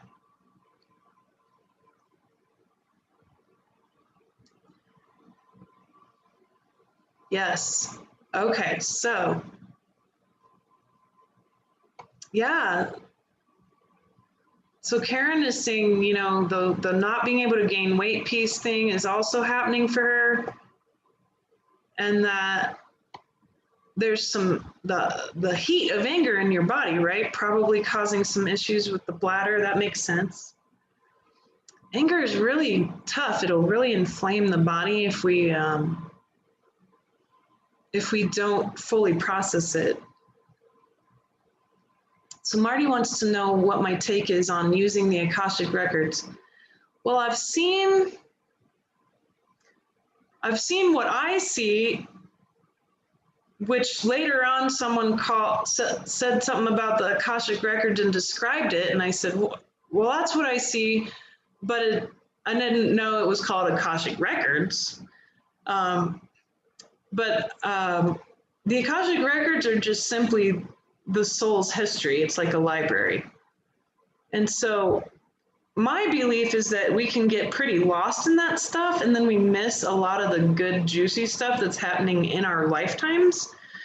So I find it very distracting to go digging up past lives from the Akashic records. Instead, I always try to say to people, look, you're going to remember the Akashic records the more work you do on your trauma from this lifetime.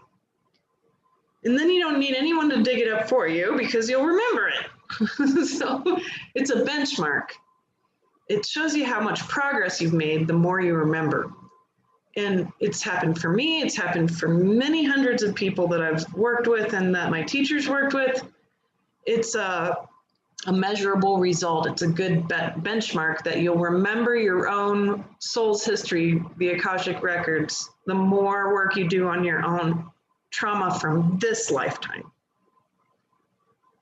Oh, good. I'm so glad that you had a vision, Laura, that I'm inviting you, because it's true. I'm inviting you to Ecuador. All of you. You should come.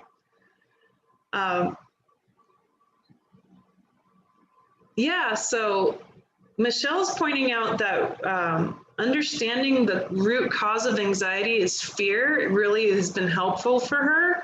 So that can be something to look at for those of you who've been dealing with anxiety lately.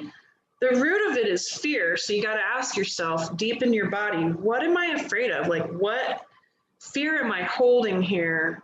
What am I afraid of? Am I afraid of something that will happen, or a person, situation? Am I afraid of an event reoccurring from the past? That's how we can really navigate anxiety and do emotional processing with it. Very smart, yes. Yeah, and Karen is, she's recapitulating too. And so she saw a picture of herself as a baby and all distressed and terrified, right? And that's going to be a deep process, right? We go in and we use those. We got to use those to help us heal. Use those pictures. We use those memories. And yes, Michelle, we're going to build a pillar of light in a moment. I want to kind of make sure I'm addressing anything important that's shown up here. Karen's asking, don't we pull out structures? No. You don't want to pull anything out because it'll just come back.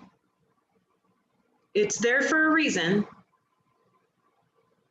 And I want people to remember this, okay?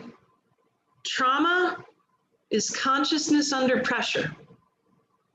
Your pure consciousness. You put them through a human life like ours, right? And you put that consciousness under pressure.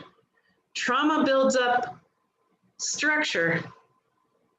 That structure is ego. Ego is trauma under pressure over a long period of time, right? Now that structure is there. We try to remove it. We have someone else remove it. That's an illusion. It's going to come right back because it's growing from the layers of trauma you have experienced. So we don't want to pull out structures. We want to dissolve them by getting to know them, by opening them up, by learning to love the wisdom in them, because there's wisdom in trauma and ego. We open them up, we open that trash bag and we say, what are you made of? I want to know. I truly want to learn this so that I can be finished. I'm going to stand in this fear fully until all of the structures of fear in my body are shown to me so that I can dissolve them and understand them. And then we fill up the space that's left with light, the light of the wisdom that you learned from your suffering. So no, we don't pull out structures. We don't pull out entities. We don't do that. It's not necessary. In fact, I would argue that it's actually detrimental. We have a different approach. We go in to dissolve it by becoming it, by getting to know it, right? We absorb it. We absorb the wisdom of that trauma, of that structure, whatever it is. Good. All right, my friends.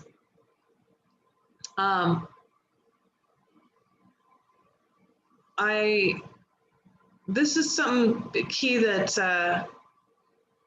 Dakey's saying, but Milena was also saying it's an unconscious death wish, not being able to actually gain any weight and be nourished. And she said that she knows that because she would lose weight when she felt abused or violated. Gosh, this is such a key thing, y'all. So big. And Dakey says, I hear you saying that the right use of self-importance is in affirming that our courage in doing emotional clearing is that we are contributing to the quantum true internet. Absolutely. For some of us, like me, I have a hard time doing things for myself. So even when I'm healing my death wish stuff, I'm actually thinking about you and not myself. I have a hard time with self-care. So when I do accomplish big chunks of stuff, I'm always thinking about everyone else because I'm here to serve consciousness.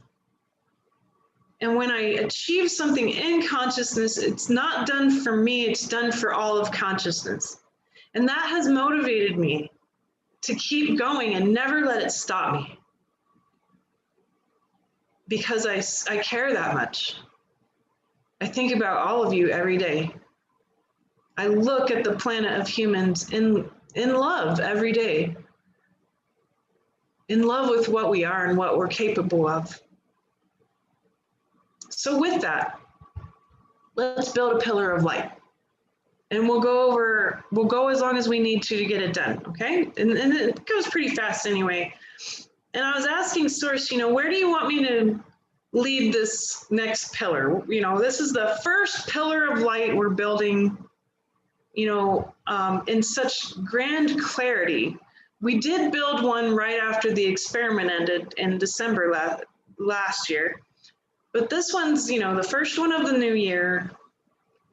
So where are we going to do this? And I kept getting led down to Antarctica. There was like a crazy earthquake in Antarctica, like a 7-pointer. Well, Antarctica is mostly water and ice, right? And underneath it is this beautiful continent with many mysteries hidden under that ice. I'm going to take a sip here. And that earthquake brought my attention back to Antarctica. Well, there's portals there too. There's these crazy portals of energy, and of course it is. The South Pole and magnetic pole has been there for ages, and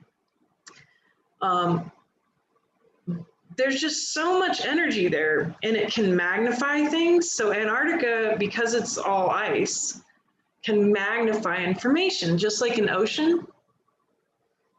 And I've facilitated building pillars at both poles before, but this one, I wanted to do it right around the point of the earthquake. Earthquakes are going to be affected by, and weather is affected by the sun. And so the sun's been having different events happen lately, and it actually causes earthquakes. So let me ask Source, because I didn't understand exactly the reason why we needed to build a pillar there. But I think it had to do with magnification, right? That there's clear light there. And clear light isn't found everywhere. There's clear light here in Ecuador, and there's clear light at the poles. And then there's certain places throughout the world that have clear light. They're like pockets of higher dimensions. Okay, that's what I see. All right, so that's what happened there. That earthquake was magnified by the higher dimensions there. That was why it was such a strong earthquake. So there's pockets of higher dimensions throughout the earth, and that's why people like in ancient Ireland would say, don't go in that forest, you'll get lost, because the 5th dimension of the fairy realm, you'd get sucked in and disappear for a while, literally, very physically. In fact, the Irish don't like talking about the fairy most of the time because they have trauma in their life from what happened to their family members. It wasn't always nice with the fairy. The fairy were pretty angry at humanity. But there's pockets all over, and so certain vortexes will be a pocket of another dimension where you feel like you're out of time and space and it's all formless, you see things or whatever. Lots of different places like that, and so this is one of them, and it's a very high dimension, so I'm just kind of hanging out there and seeing, what is the dimension that's here. And I see this toggling between the 9th and 10th. And so it's very formless. The 9th is love. It's going to be where the emanation of divine feminine and divine masculine love come from, or the Sacred Heart of the Divine Mother and Christ consciousness. That's the 9th dimension, extremely formless. It's all love, right? The 10th dimension is more formless than that. And this particular area is just a little bit of both. It's like a gateway between these two. Now, this doesn't mean that if someone goes there, they're going to experience it like that, but this is just what I'm seeing. All right, so that gives us a bit of a clue about why this pillar of light needs to be there, because it's going to help open up that incredible love that is necessary for us to heal the human death wish self-hate program. Good. All right, so let's get going. So it's, if you look at like a globe, we're going over to the western side of Antarctica on the ice. And so just imagine it with me. We'll still be able to see the ocean a little far away from us. So we're not so far inland that we're completely surrounded in ice. So the ocean's gonna be, you know, towards the north of us, but we're going deeper into the ice. And so we're standing, let's stand together in a big circle, all of us. And we're going to first take a deep breath so we can get grounded in our body.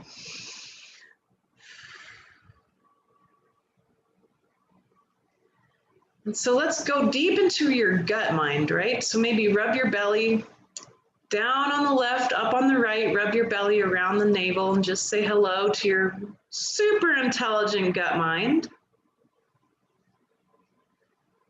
We're asking, you know, from the natural world, what are the energies that we can provide in our special pillar of light, a great 4th dimensional transmitter of energy into human consciousness and to the real internet. We're establishing a new server, right, that emanates information in its very specific set of info. So we're asking nature, what is it that you need? Yeah, so this is a foundational piece. It's this concept. I am part of nature and nature is part of me. I want you to just feel that. Feel it in your gut. It's a frequency. I am part of nature, and nature is part of me. So in the transmission, we're letting all of human beings know, all of these humans know, you are part of nature, my friend, and nature is part of you. You are not separate from it. You are not in control of it. You are part of it. Unity with nature, that's the energy of it, right? So find the frequency of it, allow it in your belly, and like a Care Bear stare, if you understand that, we're gonna open up the gut mind and the root, and we're gonna allow the energy with a deep breath to build a foundation in the center of our circle in Antarctica, toggling between the 9th and 10th dimensions there in this little spot. It's very high level energy there. We are not separate from nature. We are part of it. With a deep breath now.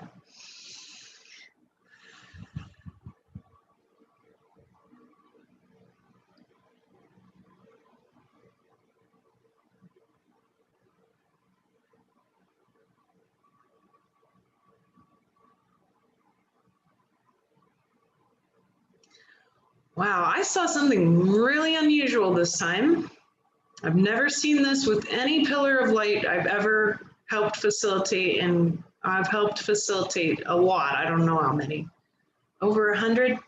Maybe, I have no idea. I've been doing this for 10 years. So I want to point this out because this is for all of us to work on, okay? I saw a lot of pure gold light. It was very beautiful. It almost looked crystalline as it moved to make this foundation. but I also saw a wave of darkness come from us and hit the light and then go back because it wasn't part of the transmission. And as I inquired into the darkness, I saw doubt. There's a part of us, and it's part of that human hate programming, that doubts that humanity can unify with nature. It's subconscious. So when we do these things, we don't necessarily consciously know that that little bit of doubt is creeping into, it was trying to take over, but it couldn't, because the pillar of light, its foundation is only the intent we give it. But there was an upwelling or an outflow of doubt that human beings can be in unity with nature. Fair enough, right? After all we've been through and all we've built and all the humans have destroyed and all the things we've done.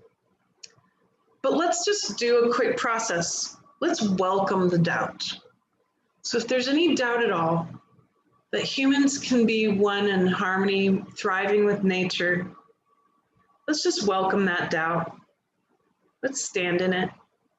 Notice it. Notice it in your body if it shows up. And let's just say out loud together, doubt that humanity can thrive in harmony with nature, you are welcome here. I acknowledge you, doubt.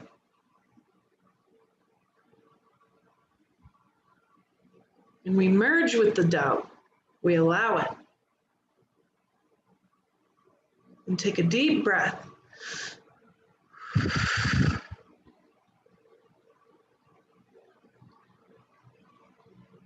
Excellent work. It began to dissolve. Good job. All right, next, coming up into the heart. Asking the heart mind, what do you want to share for this beautiful pillar of light?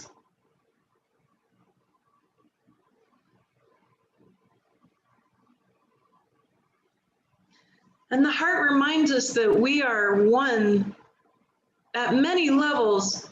We are entangled at a quantum level. That what happens to me happens to you. That we are not separate at the quantum level. We are born of a singular consciousness. And that means that we are quantumly entangled together. We are also connected through the electromagnetics of the universe. We're connected at a measurable level. And the heart comes through and says, in this pillar of light, let's intend. Let's intend that connection from a heart level. Let's open up to that's possible. That all human beings can be connected from the heart at a quantum and measurable electromagnetic level. The real internet is from the heart. So let's intend that.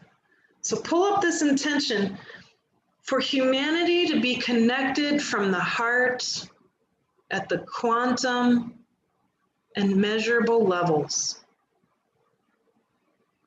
This is the gift that we're imagining for ourselves and our planet. And with a deep breath, let us put that gift at the center of our pillar of light now.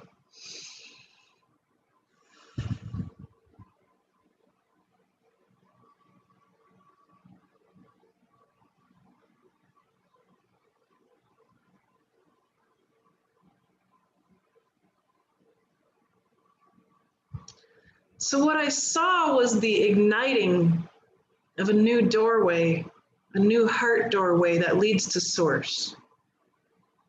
So now there's this bright, unimaginably bright sphere that's a door, it's a portal. And around it is unconditional love in this beautiful pink energy, having moved out from the doorway to source that goes to stillness.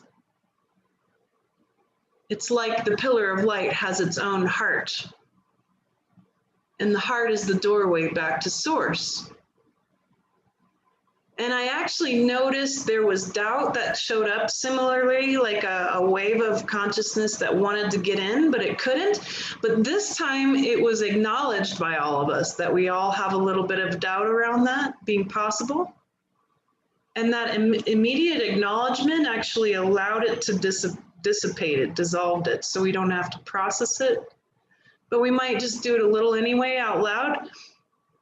The doubt that humanity can be one from the heart, I acknowledge you. You are allowed here. Just feel it, allow it, notice it, and then take a deep breath.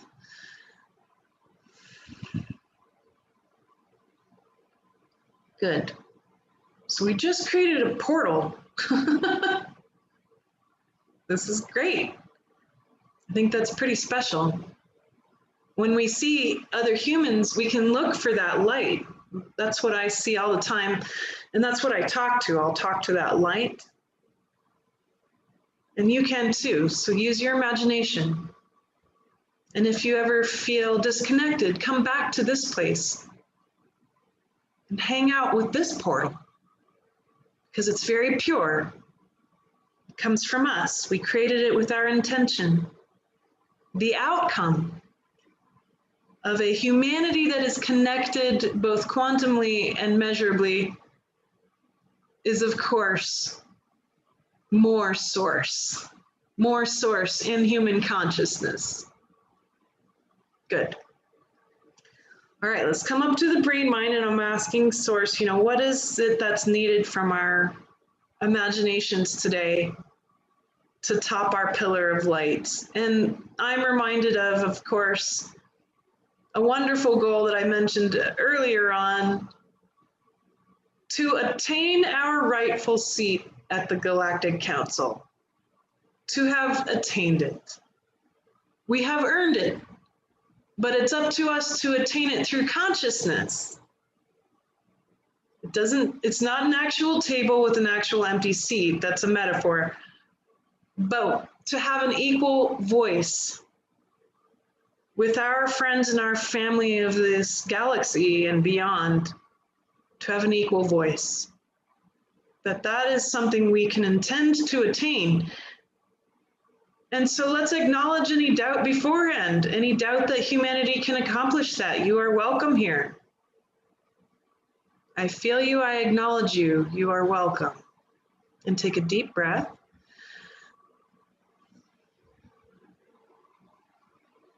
And let us feel galactic consciousness.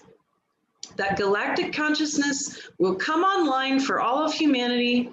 We intend this in our pillar of light as a gift for humanity this year.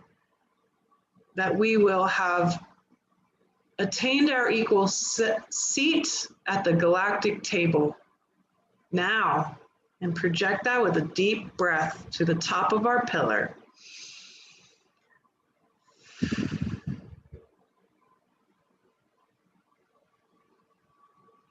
Wow.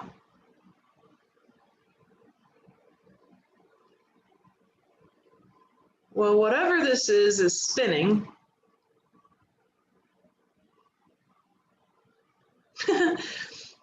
It's, okay, so what I see is a shape, and it's crystalline. My ears are ringing like crazy. I see the shape, it's a crystalline shape. It's got 2 points. It's almost like a very pointy crystal with 2 very sharp points. And it's got all these facets, and it's spinning really fast. And it's spinning, if you're looking down on it, it's spinning counterclockwise. And so it's releasing this intent out into the world, but it's also containing it, like a message in a bottle that's ready to be received, probably by our galactic brethren. But there it is, and it glows from the inside out. And it has many colors, And it also has some dense parts to it, which is really interesting because the message is structured. So it's not dense as in dark or bad. It's dense as in it's full of information. It's full of our information. What did we learn? What did we learn that we want to bring to the table? So there it is. It's very cool. And it's right above this portal that looks like a little mini supernova of love, and then this very bright energy leading to source. And then we have the foundation of this crystalline gold energy. It's beautiful. This is gorgeous. But we built something very cool today. All right, so at the end, we always want to acknowledge this, acknowledge each other with gratitude that we've created something really cool. We've created something special today for humanity, for ourselves too. And just with gratitude, with a deep breath, we're going to release ourselves from this object and allow it to exist beyond us. So we release from our mind and from our heart and from our gut.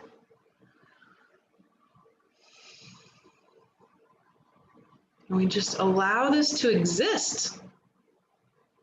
Allow it to emanate the information and light and energy that we've offered humanity today by getting together to do this. Yeah. So very cool. Michelle says there's a gold throne on top of the pillar. And Joe saw it too. Very cool. Very cool. I think that's our seat, right? We're all sovereign, right? So we ought to be able to take our throne along with all the other beautiful beings of our galaxy and beyond who've attained access to source while remaining conscious. Wonderful. I love you too, Alicia, so much. I love each of you. Thanks for staying a little longer with me today, okay? And what a great pillar. I'm going to come back to this one for sure. And so who knows what we'll build in February, but I can't wait to see you again then. Thanks for being with me today.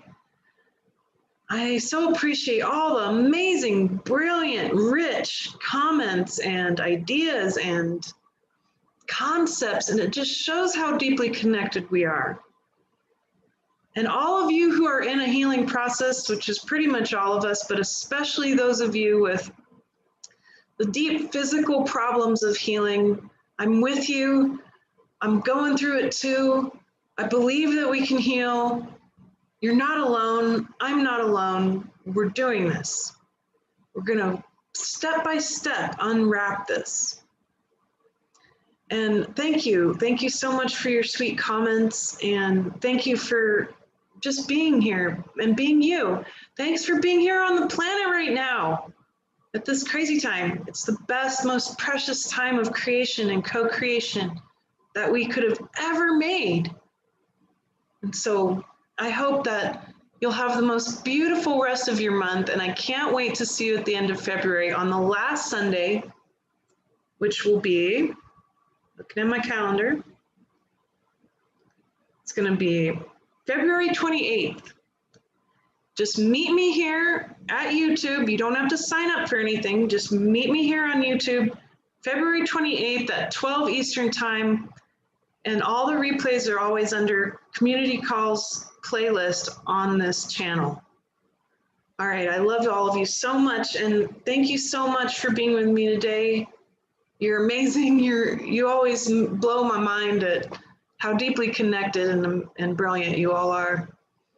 Thank you. Namaste. Bless you.